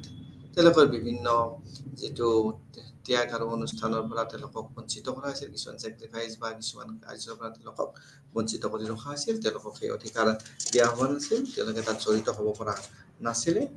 আৰু they were derived from Samhita apply demonstration বুলি কোৱা হৈছে। আৰু তেওঁলোকৰ চেক্ৰিফাইচবিলাকৰ পৰা, চেৰিমনিবিলাকৰ পৰা তেওঁলোকক দূৰত ৰখা হৈছিলে।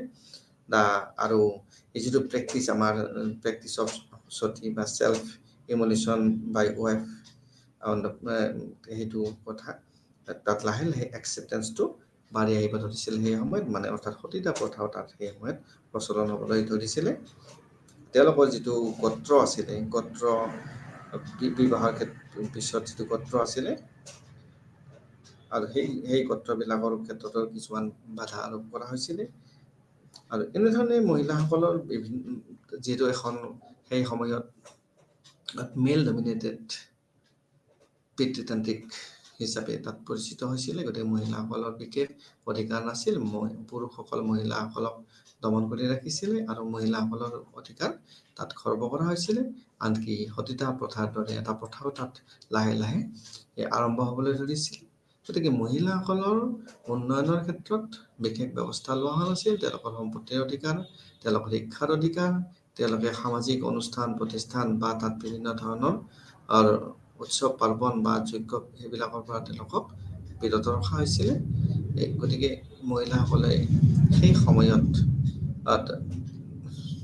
পষ্ট গুপ্তা পিৰিয়ডৰ সেইখিনি সময়ত তেওঁলোকে বিশেষ মৰ্যাদা লাভ কৰা নাছিল। এতিয়া আমি আহিম সামৰণিলৈকে। তো যিটো আমাৰ এটা সাৰাংশ, আমি ইতিমধ্যে আগৰ পাঠত যিটো আমাৰ আগৰ ছেশ্যন আছিলে তাত আমি কিছু কথা আলোচনা কৰিছোঁ। আৰু আমি এইটো কথা ইয়াৰ পৰা আমি গম পাইছোঁ যে বিভিন্ন ধৰণৰ চহৰৰ পতন, ট্ৰেড বা ব্যৱসায় বাণিজ্যৰ পতন বা মুদ্ৰাৰ যিটো প্ৰচলন সেইটো কমি যোৱা বা উৎপাদন সেইটো কমি যোৱাৰ ফলত নগৰীয়া সভ্যতাৰ ঠাইত গাঁৱলীয়া সভ্যতাৰ লৈ পৰিৱৰ্তন হৈছিল। আৰু তাত মানুহ বিশেষকৈ ব্যৱসায় বাণিজ্যৰ সলনি কৃষিৰ লগত তেওঁলোকে নিজকে নিয়োজিত কৰিবলৈ আৰম্ভ কৰিছিলে। আৰু গুপ্তৰ পিছৰ সময়ছোৱাত বিশেষত্ব আছিল যে সেই সময়ত জমিদাৰ বা জমিদাৰ শ্ৰেণীয়ে উদ্ভৱ হৈছিল আৰু তেওঁলোকে কৃষকসকলক তেওঁলোকে বিভিন্ন ধৰণে বস কৰিবলৈ সক্ষম হৈছিল। আৰু গ্ৰাম্য অৰ্থনীতি যিহেতু হয়, এই গ্ৰাম্য অৰ্থনীতি কৃষিভিত্তিক আছিল। আৰু বাণিজ্য হ্ৰাস, চহৰৰ হ্ৰাস বা ধাতৱীয় যিটো ধনৰ অভাৱ হৈছিল, আৰু এটি তেওঁলোকক গাঁৱলৈকে ঠেলি দিছিল। এই সময়ছোৱাত এটা কথাই আমি এটা জানো যে তাত গতিশীলতা যে হোৱা নাছিল, হৈছিলে। গাঁৱলৈকে অহাৰ পিছত মানুহবিলাক কৰ্মমুখী হৈছিলে, কাম কৰিছিলে। আৰু আমি তাতে এইটোৱে প্ৰশংসা কৰিব লাগিব যে তাত নতুন শস্য উৎপাদন হৈছিলে, বিকাশ হৈছিল। জলসিঞ্চনৰ তেওঁলোকে সুবিধা কৰিছিলে, সুবিধাৰ কাৰণে বিভিন্ন ব্যৱস্থা তেওঁলোকে নিৰ্মাণ কৰিছিলে। বা তেওঁলোকে সজাগতা, বেমাৰ, উদ্ভিদৰ বেমাৰেই হওক বা জন্তুৰ বেমাৰেই হওক বা ৰোগ হওক, সেই বিষয়ে তেওঁলোকে বিভিন্ন সজাগতা বৃদ্ধি পাইছিলে। তাৰপিছতে তেওঁলোকৰ বিভিন্ন ধৰণৰ উন্নত কৃষি পদ্ধতি বা তেওঁলোকৰ বসতিৰ আকাৰৰো তাত বৃদ্ধি হৈছিলে। গতিকে গুপ্তৰ পিছৰ সময়ছোৱাত আৰু আমি সামাজিক পৰিৱৰ্তন দেখিবলৈ পাওঁ। তাৰ সমাজত পৰিৱৰ্তন হৈছিল। গতিকে এই পূব ভাৰতত বা দেশখান আৰু দক্ষিণত মুখ্যতঃ ব্ৰাহ্মণ আৰু শূদ্ৰসকল বসবাস কৰিছিল। তেওঁলোকে তাত থাকিবলৈ লৈছিল। আমি ইয়াৰ পৰা এই গোটেই পাঠটোৰ পৰা এইটো কথাই অনুমান কৰিব পাৰিলোঁ যে, জানিব পাৰিলোঁ যে গোটেই আমাৰ যিকেইটা উদ্দেশ্য আছিল, যিকেইটা আমাৰ অবজেক্টিভ আছিল, সেইকেইটা আমাৰ ইয়াত আমি প্ৰতিফলিত হৈছে। আৰু আমি এইটো কথাই গম পালোঁ যে তাত অৰ্থনীতি আৰু কৃষি যিটো ব্যৱস্থা, ইকনমি আৰু ছ'চাইটিৰ লগতে সমাজৰ লগতে আমাৰ কৃষিৰ কথা জড়িত হৈছে বা জাতিৰ কথা জড়িত হৈছে। বিভিন্ন সময়ত ব্ৰাহ্মণসকলৰ আধিপত্য বা ৰজাৰ যিটো মাটিৰ ওপৰত তেওঁৰ অধিকাৰ, সেইটো তাত বৰ্তাই ৰখা হৈছিল। আৰু বিভিন্ন শ্ৰেণীত মানুহসকলক বিভাগ কৰা হৈছিল। আৰু প্ৰধানতঃ 4টা জাতি আছিল, যিটো কালক্ৰমত তাৰ নতুন নতুন জাতিৰ আৱিৰ্ভাৱ হৈছিল, শ্ৰেণীৰ আৱিৰ্ভাৱ হৈছিল। আৰু সেই নতুন জাতি বা শ্ৰেণীয়ে সেই সময়ত পূৰ্বতে থকা 4টা জাতি বা শ্ৰেণীক বিভিন্ন ধৰণে প্ৰভাৱিত কৰিবলৈ সক্ষম হৈছিল। আৰু আমি যিটো আনটাচেবলৰ কথা কৈছোঁ ইয়াতে, যে আনটাচেবল বা যিটো অস্পৃশ্য, সেই সময়ত সেই কিছুমান শ্ৰেণীৰ মানুহ অতি দুৰ্বল শ্ৰেণীৰ থকা বুলি তাক উল্লেখ কৰা হৈছে। আৰু তেওঁলোকে সেই দুৰ্বলতাৰ সুযোগ লৈ তেওঁলোকক এটা অধিকাৰৰ পৰা বঞ্চিত কৰা হৈছিল। আৰু তেওঁলোক অতি নিম্নমানৰ জীৱন যাপন কৰিবলৈ বাধ্য হৈছিল। আৰু নগৰীয়া সভ্যতাৰ পতনৰ পিছত মানুহখিনি গাঁৱলৈ আহিবলৈ বাধ্য হৈছিল। গাঁৱত কৃষি যিটো অৰ্থনীতি, তাত কৃষি অৰ্থনীতিৰ বিভিন্ন ধৰণে উৎপাদন বা তাত শস্যৰ বিকাশ বা বিন্যাস বা তাত সজাগতা বা ৰোগ সম্বন্ধে তেওঁলোকৰ যিটো সজাগতা বা জ্ঞান সেইটো বৃদ্ধি পাইছিলে আৰু মূলতঃ এই 4টা জাতি তাত বহুদিন ধৰি প্ৰভাৱ বিস্তাৰ কৰিবলৈ সক্ষম হৈছিলে আৰু পৰৱৰ্তী সময়ত নতুন জাতিৰ উদ্ভৱ হৈছিলে